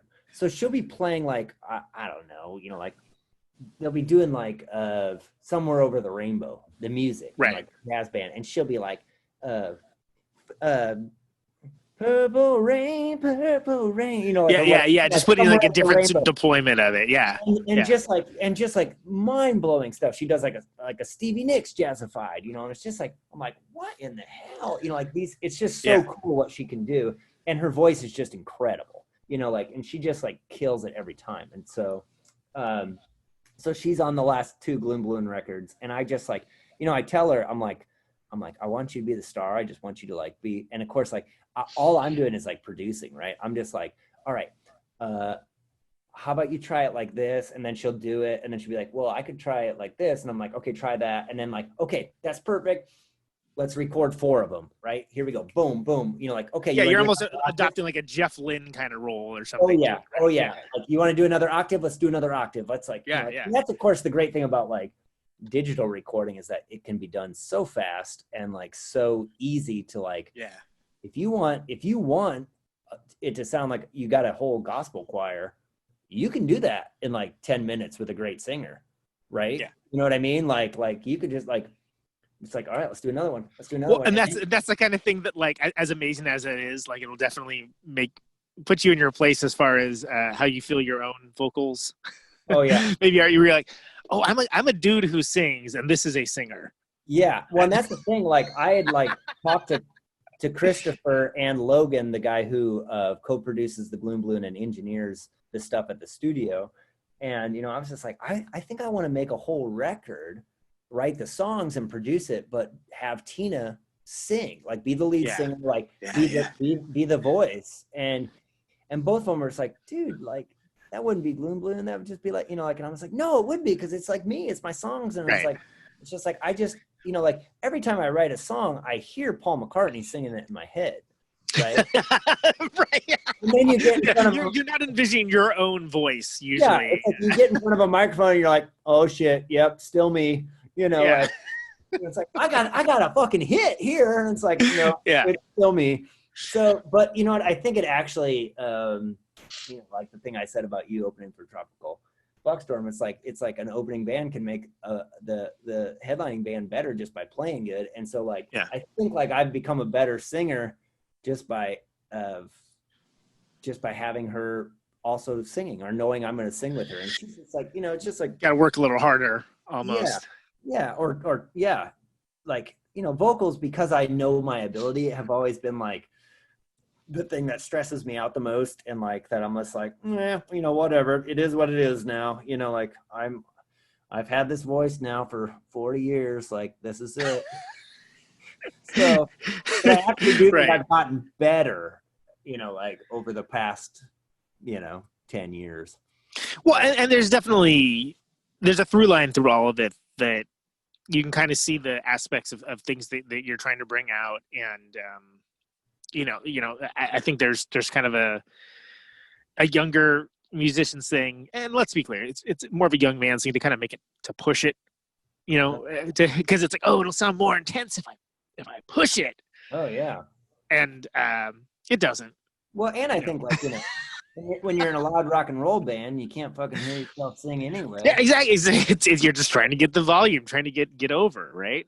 You know, like our always thing that we would say, you know, to sound guys is like, oh, monitors are for computers, because, you know, like we're not gonna ever hear it anyway. You know, it's like, but also like one time, you know, like we played a show, PCC did, and whatever, the sound guy after the show was like, well, I hope you guys weren't trying to get any real point across with your lyrics, because nobody fucking heard a thing.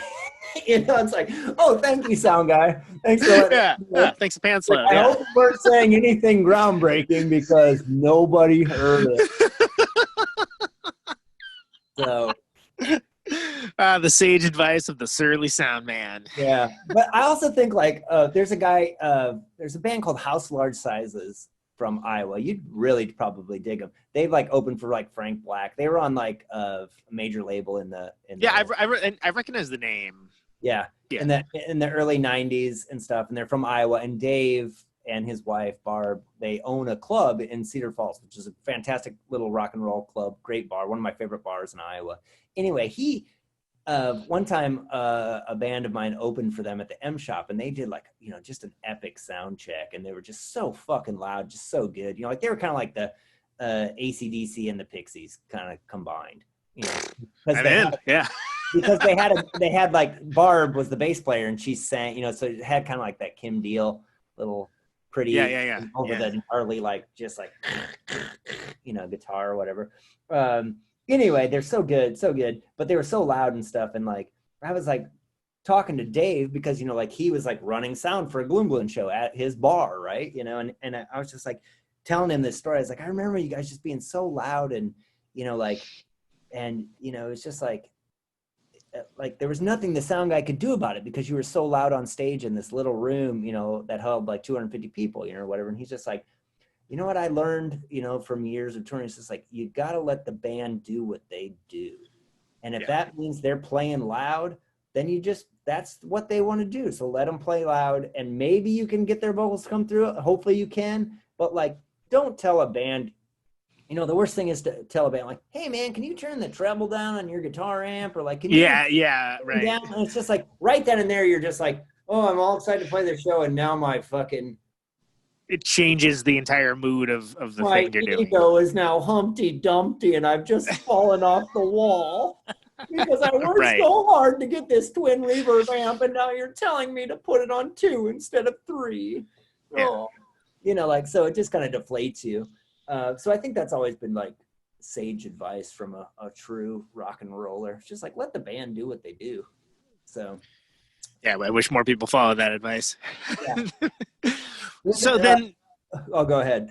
I was just gonna say, so was there a concerted effort with Stranger Ballet? Was it just like those were the songs that like when that record came out, that was the songs that you were writing then? It was more like kind of like, you know, raucous stuff, or was there like a, hey, let's make a more focused I think rock and roll a lot of it was due to our drummer, Dave. Yeah, because who's a badass and a great rock drummer too. Yeah, it was more of like a little more punk rock and straightforward, like let's roll drummer than Don, who is a little more swingy, jazzy, experimentally kind of drummer. And so I think the songs like because Dave was our drummer on that tour, we just kind of became this like punk band that we always kind of, you know, thought we were or something or wanted to be on Right. stage. And then Dave kind of made us that because that's kind of more of his background, I think. And so I think that was, you know, like I think if you've got a great drummer in your band, they kind of can dictate how you play. And, you know, I don't think Dave would have come off great trying to do a bunch of, you know, shuffles or something, you know? Right. Yeah. It wouldn't have been playing to your strengths necessarily. Yeah. And so like, and I think like, since we were, you know, we felt so comfortable just like banging out bar chords and feeling like you were saying the Who or something like, you know, in that record, it was really interesting how we recorded that because we recorded it it's a fairly sizable room, but like we recorded everything into DI boxes. And so we could all be in the interesting. Okay. So the drums were live in the room. And so you're hearing that, but so all the guitars were going through DI, which I love that sound. I love a guitar through DI, but then we reamped everything, all the guitars. Okay.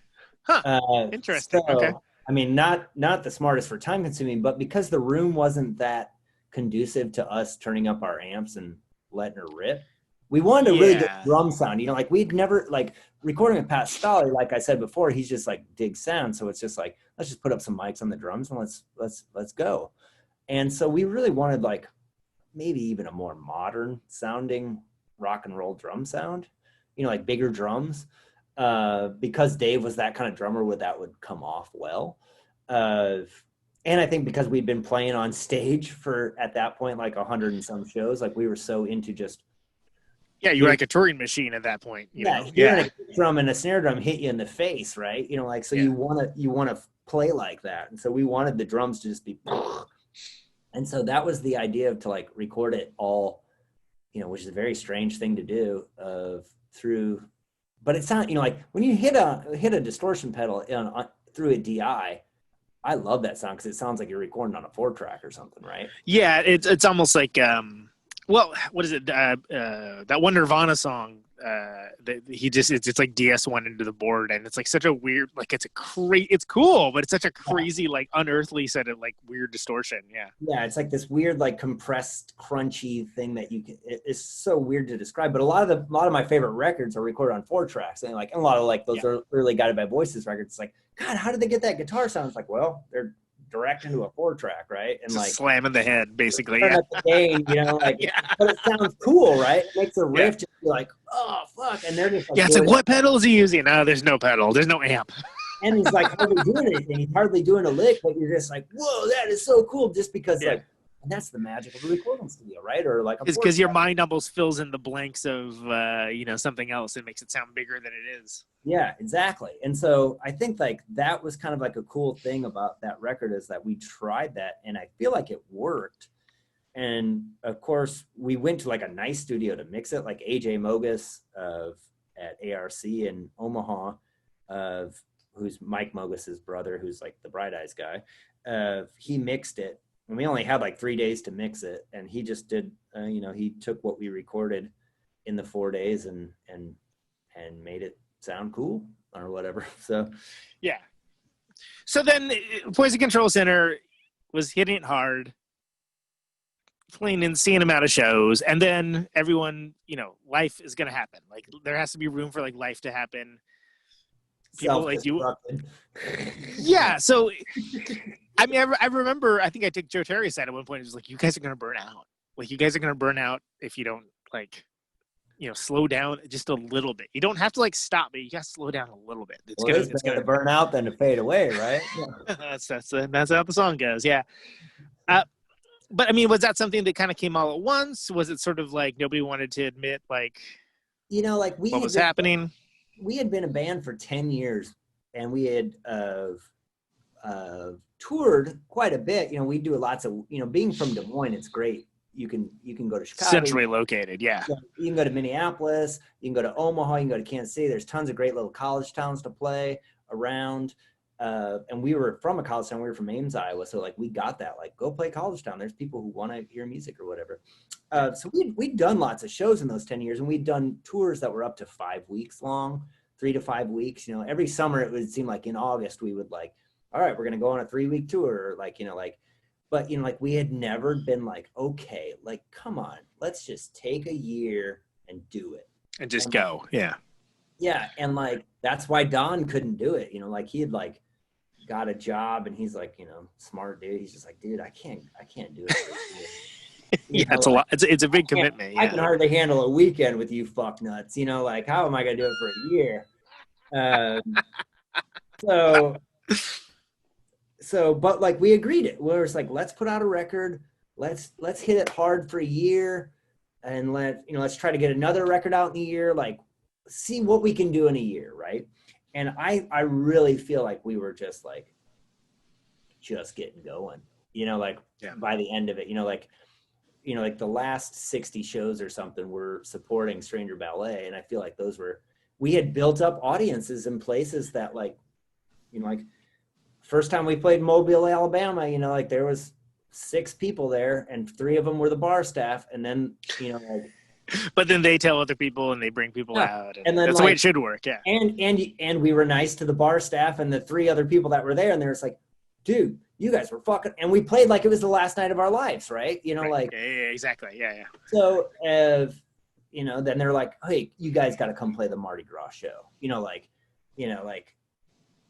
so it's like, okay, then we're like playing the Mardi Gras show to like 300 people, so I mean, it was growing, it was like definitely like, and we were getting really good press, like both Sad Sour Future and Stranger Ballet reviewed on Pitchfork, and like AV Club gave us an A- for Stranger Ballet, and like, so like things were, I felt like just kicking into gear. But also, I'm the type of person in the 10 years that we weren't touring all the time, I always just kept the shittiest jobs, because I know I was like, well, we're going to go on tour this summer, so I don't want to. Yeah, you want to be able to ditch it at a moment's notice. Yeah. I don't want to think about my own personal life and my well-being of my significant other or like my future whatsoever. I want to be able to drop everything and go on tour, because that was my mindset, which looking back on it was an okay mindset. That's fine. So it was a very big deal to get to do that year, I think. And I think, like, I really respect Joe and Devin and Dave and even Don for not going on it, to being like, we're going to stick to it. We're going to stick to this year. Like, I'm going to go back and I'm going to get married, or I'm going to go back and I'm going to get my doctorate, or, like, I'm going to move to New York and get a job, like that kind of thing. So it's like, I really respect them, but, like, in all honesty, like, it broke my heart and made me very depressed, because I was like, like, how it is. Like, if you're playing shows every night, and I mean, that's where you get your mojo. Like, it's like driving to a town, getting into town, setting up, playing your 45 minutes, playing your fucking heart out, and meeting great people along the way, cool friends, and doing it with your best buds. Like, that's pretty hard to complain about that. And there's a rhythm to it, and and especially when it's working and what's all hitting, like, the way that it's supposed to, that's nice. And there's a comfort to it that makes you kind of maybe downplay other elements of it that you maybe are missing out of in life. Yeah, it's pretty special. Like, there's a great the end of that tour, we picked up a guy who was on our record label named Dollfish. His name's Max Solish, who I ended up producing one of his records, which is really fantastic, called I'd Rather Disappear Than Stay the Same. It's a really good record. Anyway, he was, did like the last 20 some or 30 some dates with us. And he was just great. Fantastic singer songwriter. But he continued to tour pretty regularly the next couple of years. And his dad wrote an essay in the New York Times that I thought was fantastic about his son touring at the age of like 25 and, not making much money, but, he's touring, he's traveling. And so the whole thing, and his dad's like, like a rich dude with a fancy house. And like, cause we stayed there and ate dinner while we're on tour. Took full advantage of that deck. Deck and those great IPAs in his fridge. But anyway, no, the dad was like, right though. He was like, he wrote this whole essay on how like most people, when they retire, they get to do like, they want to do their dreams. They want to travel. They want to like do the things that interest them. And he's like, but my son is doing it in his prime. He's doing it at 25. Yeah. All my son wants to do is travel and play music. And he's getting to do it at 25. Like, he is the smart one. I'm the one who's like 65 years old and about to retire, but like I've wasted all my great years trying to get ahead in the business world and da-da-da-da-da. And my son is like doing what I want to do in his prime, so I thought that was like very, of course I sent it to my parents because of course they're always been like worried, like, oh boy, is Patrick is he going to be able to eat? And yeah. I know he's going to get into a car crash at 3 a.m. after driving from some club to a town that's 4 hours away. Like I know that's going to, like they're, how parents are, which is nice that they give a shit. They don't give a shit about listening to the music or anything. Or No, but they care about you. They want the best for you, and they don't want you to die. Yes, exactly. So I think that there's something to be said about that. And so like I'm really happy that PCC got to do that. And I think that like you toured and it's not easy. It's not for like it's a choice too. It's a choice, and there are sacrifices, and it's to look at it any other way is foolhardy. Yeah, it's like Robbie Robertson, says in The Last Waltz. It's like I did it for 16 years. I can't imagine what another 5 years would do to me or whatever. And of course, a couple members of that band, you pretty much either drank themselves or drugged themselves to death or hung themselves. So I mean, it's not for the faint of heart or the faint of ego, because like you get up on it's a humbling experience. Yeah.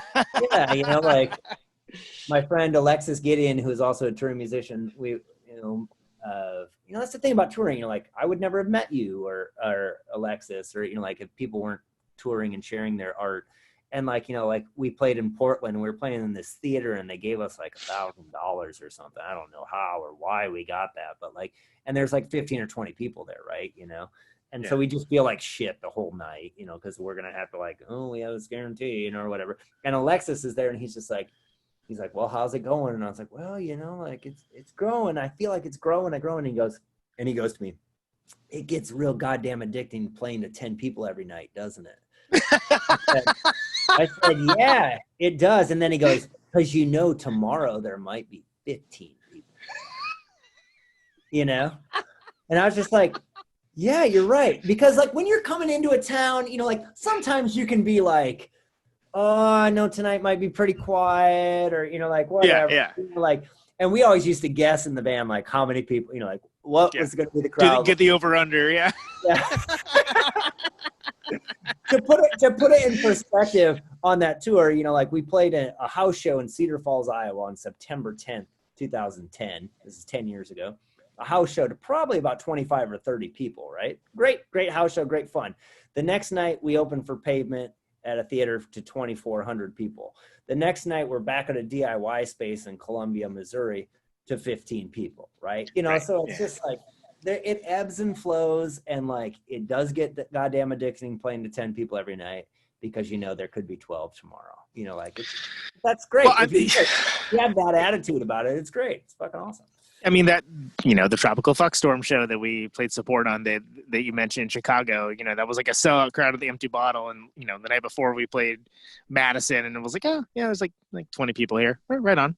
It's a small place. Feels bigger than it is. And you do those, and you hone the craft to the 20. And if you play to the 20 like you were doing to the sold out show in Chicago, like, those people are going to stick with you, and like you're going to gain friends and fans, and I think that's important. I think like I've worked at rock and roll clubs for years, like as a bartender and or a sound guy, and it's like if you got a band that like comes in who's like normally used to playing to more people, and there's only 20 people there, and they just like act like they don't give a fuck from stage, I'm just like, fuck this. Yeah, can't do that, man. It's you got like it's. I don't remember exactly who it was. May have been like Henry Rollins or something, but it was like, this is the idea of like, it's not the people that showed up. It's not their fault that other people didn't. So don't punish them. Yeah. Don't be a dick to them from stage. Don't be making fun of like fucking Des Moines because like, whatever, but the bands that like, there's 8 people there and they fucking show up and rip, like I can remember I was bartending once and Bobby Bear Jr.'s band was playing in Des Moines, and now Bobby Bear Jr. is in Guided by Voices, and of course Bobby Bear Jr. is the son of Bobby Bear, who is a very famous country musician. So like this guy's lived the fucking life, right? Yeah. There was like 8 or 10 people at this show, right, in Des Moines, right?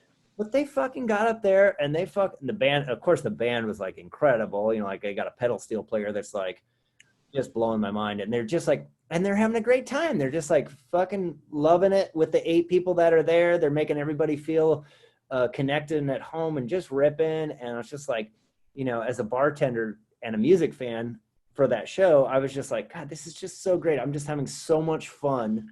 Yeah. I know I'm not going to make any money. I know they're not going to make any money. But I'm going to do my damnedest to get them drunk after the show because they deserve it. Like that. Totally. I mean, like I was looking. I saw at the drive-in play to like me and like 9 other people, and I bet 4 of which were the Get Up Kids, and it was amazing. Oh, yeah, I bet they were fucking insane. I bet it was great. I saw Melt Banana play to a group of like 12 people, and one of them was Mike Patton, and another one was me, and it was amazing. And it's one of those things that I think if you are in it for a certain reason and for getting a certain experience, I think it all works and it makes sense.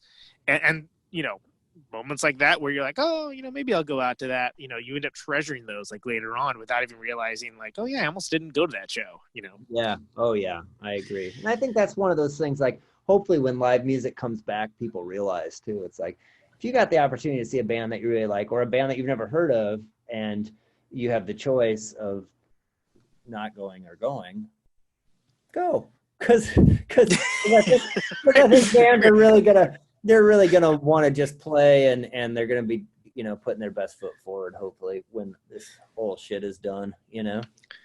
Well, so and I just real quick, I want to kind of get into how you decided to do Gloom Balloon the way that you do Gloom Balloon. You mentioned that it's interesting, like the recording process and like having these more baroque elements, but it's a dude. It's a dude like playing songs with like this accoutrement that's attached to it. So was it a logistical thing that like led to you thinking that, or was it just like I don't want any more schedules involved in this? Or well, I do think I think in Des Moines in that time when PCC was done, it was a great rock and roll time in Des Moines, I feel like. And I was just like, man, I don't want to have to like start a new rock and roll band, or like I'd rather join one of these other ones or whatever. So I was just like, what if I do something just completely different and not get out of my comfort zone, I guess. Right. Like not hide behind my electric guitar and loudness, but I also just want to do something that's like that could be performed at museums or something, like an art piece, like make something like make it kind of scale down almost. Yeah, but like make it like a visual thing. Like there's gonna be weird dancing. There's gonna be a movie playing. There's gonna be loud music. Some of it might sound like it's hip hop. Some of it might sound like it's like the Bee Gees. Some of it might sound like the Moody Blue. Like some of it might just sound like John Cage, and like it'd be so cool to have the freedom to get up and if I do pick up electric guitar, just to fucking hit a G chord and let it hold for like 2 minutes or something. Yeah. And then all of a sudden, hit the computer and it's like, and all of a sudden this song starts or something, just you have the freedom to kind of do whatever you want. And like being like a solo band or whatever. And that was really rewarding for me, like right off the bat. Now in Des Moines, right away, one of the music writers in Des Moines was like, he came to one of the early Gloom Balloon shows and he was just like, if you want to see two guys, because Chris Ford played with me too in the band, and he goes, if you want to see two guys who are in two better bands fuck around for a half hour and take my bus and fuck around for half an hour, you should go see Gloom Balloon. And then he also called it ego masturbation. Yikes. And I was like, isn't all music ego masturbation? so then I like took it. I was like, oh my God. I was so psyched out because I offended him. And again, like I said before, like that's the definition of fucking rock and roll, is to offend somebody, right? So it's like I'm feeling like goddamn fucking fucking Little Richard 1955 right now, so like now I'm feeling good.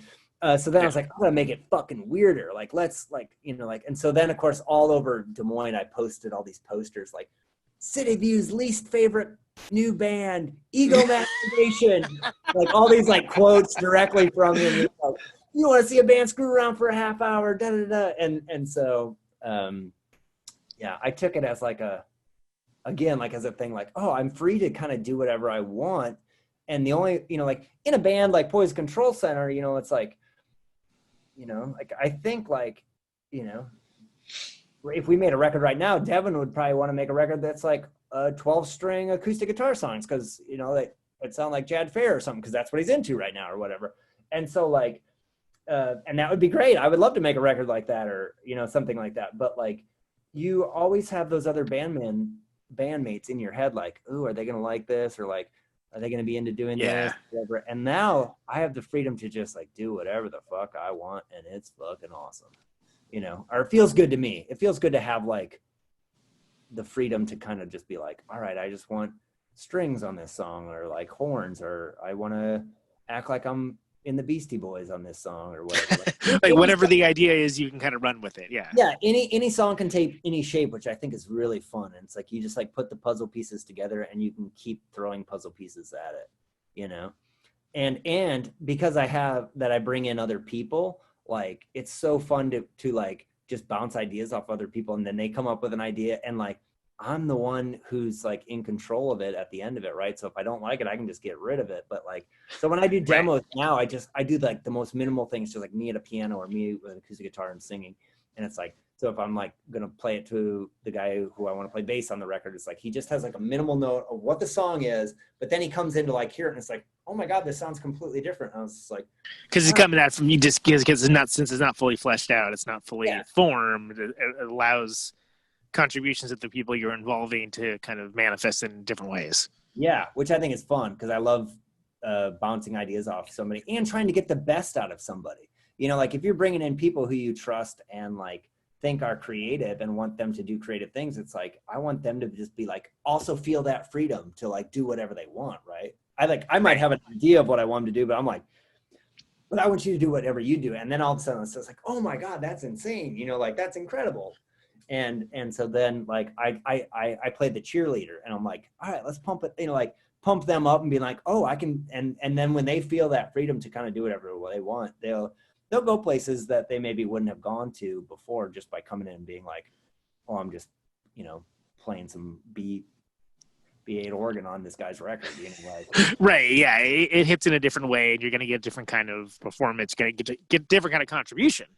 Yeah. And I want them to feel like they're a part of the band, even though it's like not really a band or something, So that's been pretty fun for me as like and I always feel like my strengths are like more as like a producer role anyway. So it's like that I get to do that kind of and shape a record with sound and different people. I think it's really fun for me.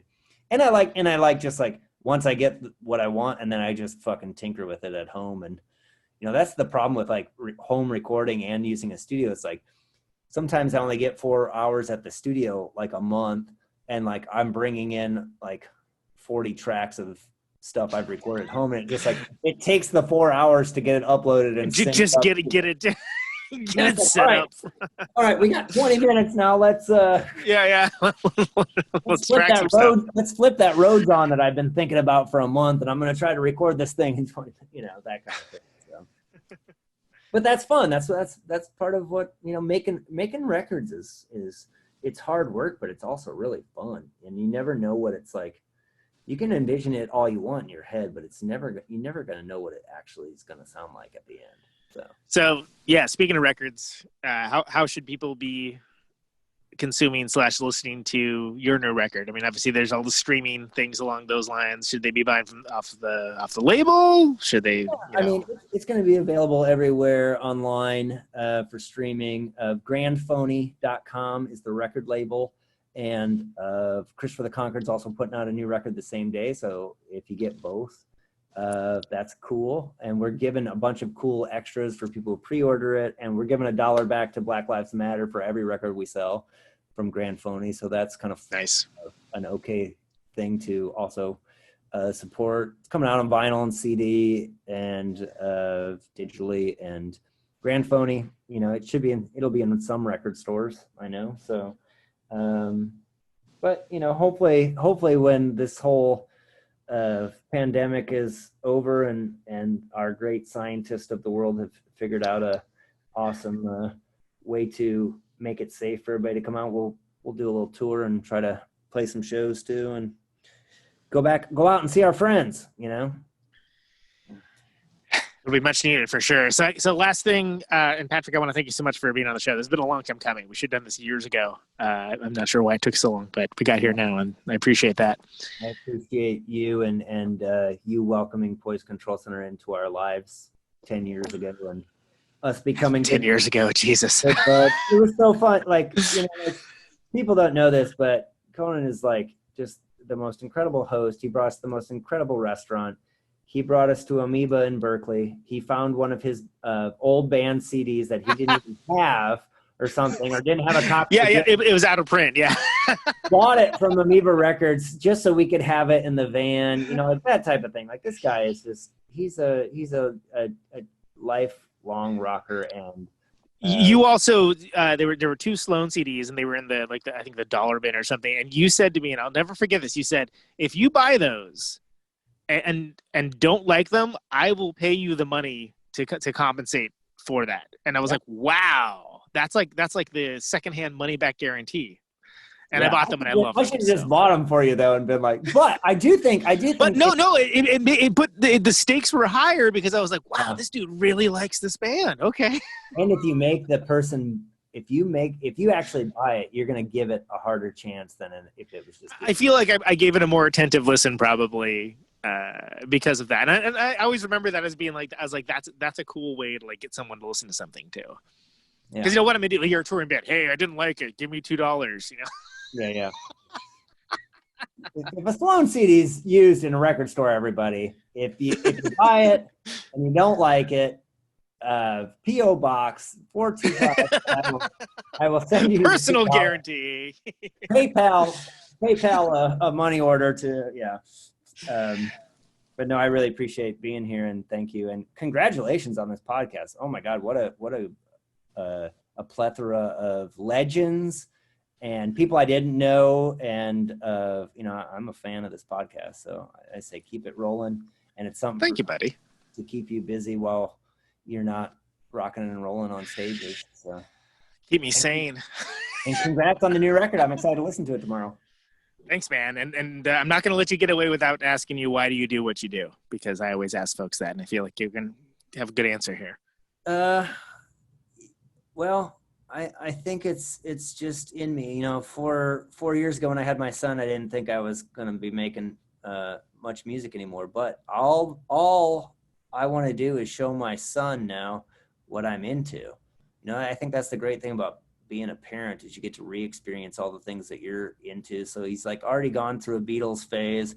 He's already gone through like a baseball phase.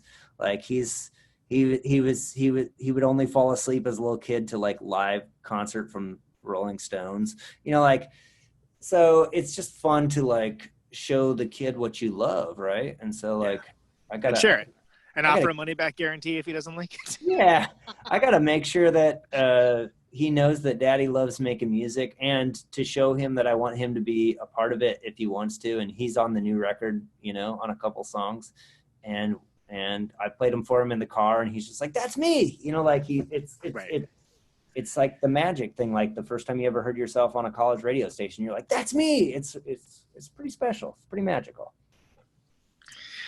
Well, you brought a lot of magic into the world, and I appreciate that. I'm looking forward to listening to the new record, and thanks so much for being on the show, Patrick. It's been great. Dude, the best. Love you. Thank you. Take care, brother. All right. Oh, all right. There he goes. And let's listen to some Gloom Balloon. All My Feelings for You.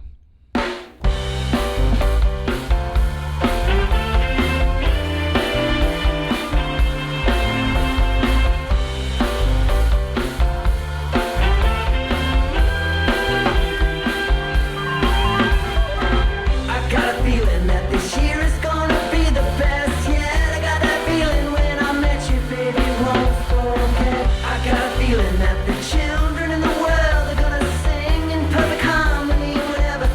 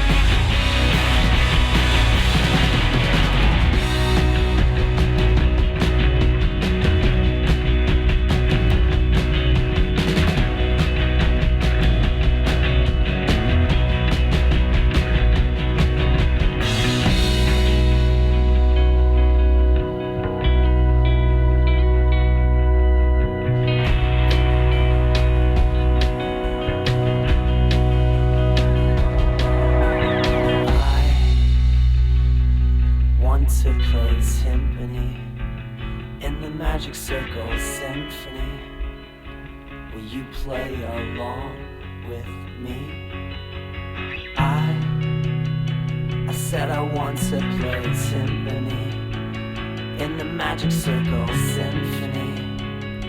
Would you play along with me? And I can see blood dripping from your fingers. We could use some more singers to help sing along.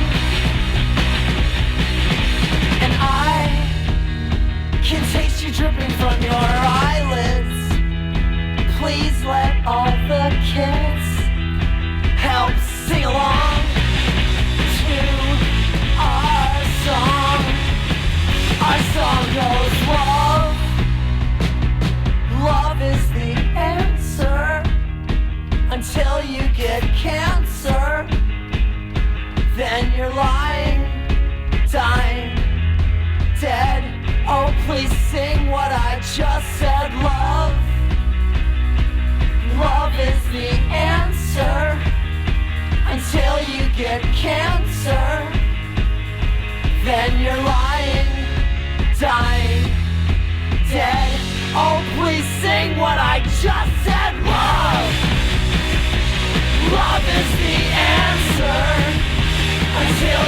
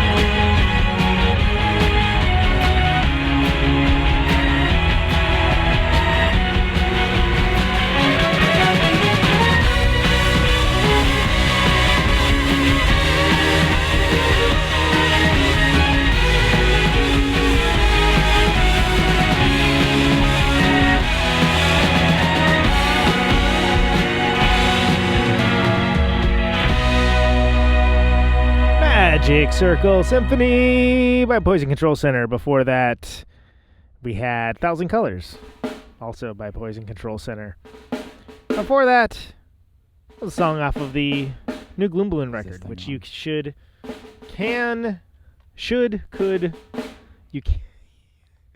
what is wrong with me? Should, and would check out grandphony.com. Also on all the normal places that you would think that there would be a record in the year 2020, which is what this year is. Wasn't that great? Patrick Phleming. What a cool dude. Love that guy.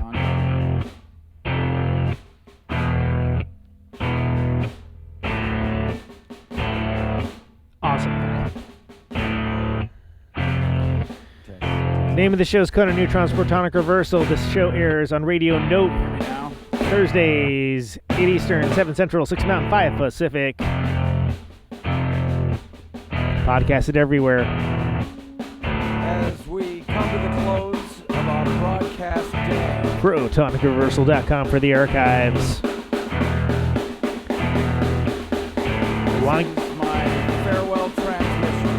Want to get episodes sooner? $1 a month will get you there. Patreon.com/Protonic Reversal. Mr. and Mrs. America, and all the ships at sea. Thanks for sharing the episodes around. Anyone within the sound of my voice. Let everyone know about it. Subscribe. If you listen regularly, it helps people find the show. All that good stuff. I've got 50,000 watts of power. You can find Gloom Balloon. I want to ionize the air. On Bandcamp, gloomballoon.bandcamp.com, groundphony.com, as we mentioned before. Poison Control Center, you can still find all that stuff. Poisoncontrolcenter.bandcamp.com. Turns sound into electricity. Anything else? No. Can you hear me now? Stay safe out there. Out on Route 128, in the dark and lonely. Take it easy. I got my radio on. Can you hear me now? Can you hear me now?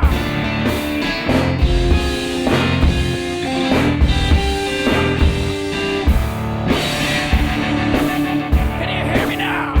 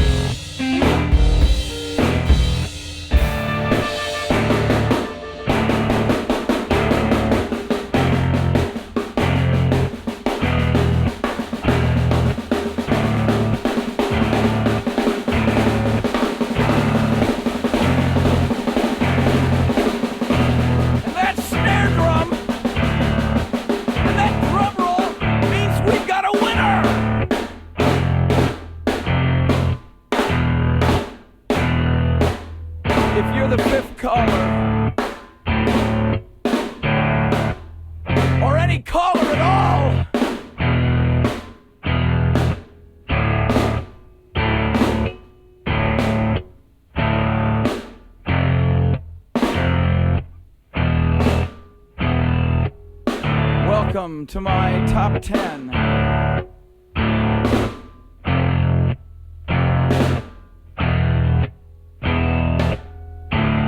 I'd like to thank our sponsor.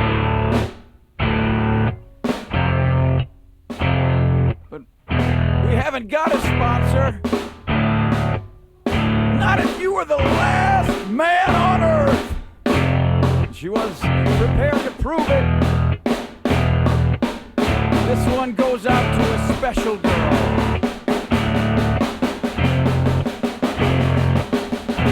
But there is no special girl!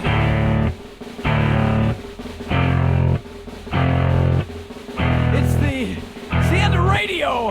The last announcer plays the last record. The last what? leaves the transmitter, circles the globe in search of a listener. Can you hear me now? Can you hear me now?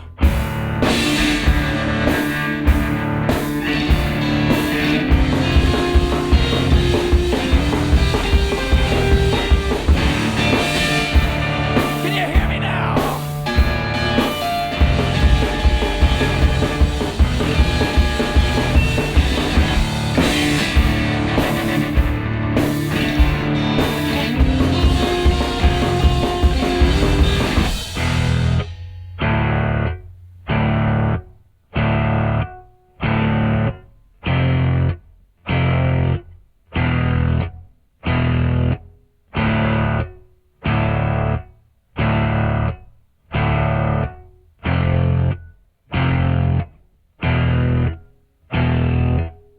Is it really broadcasting if there's no one there to receive? It's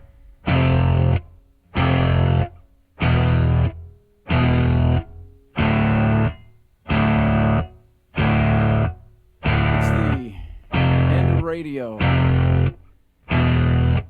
As we come to the close of our broadcast day,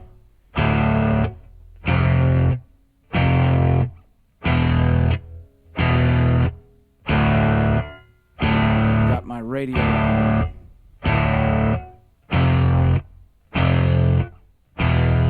Can you hear me now?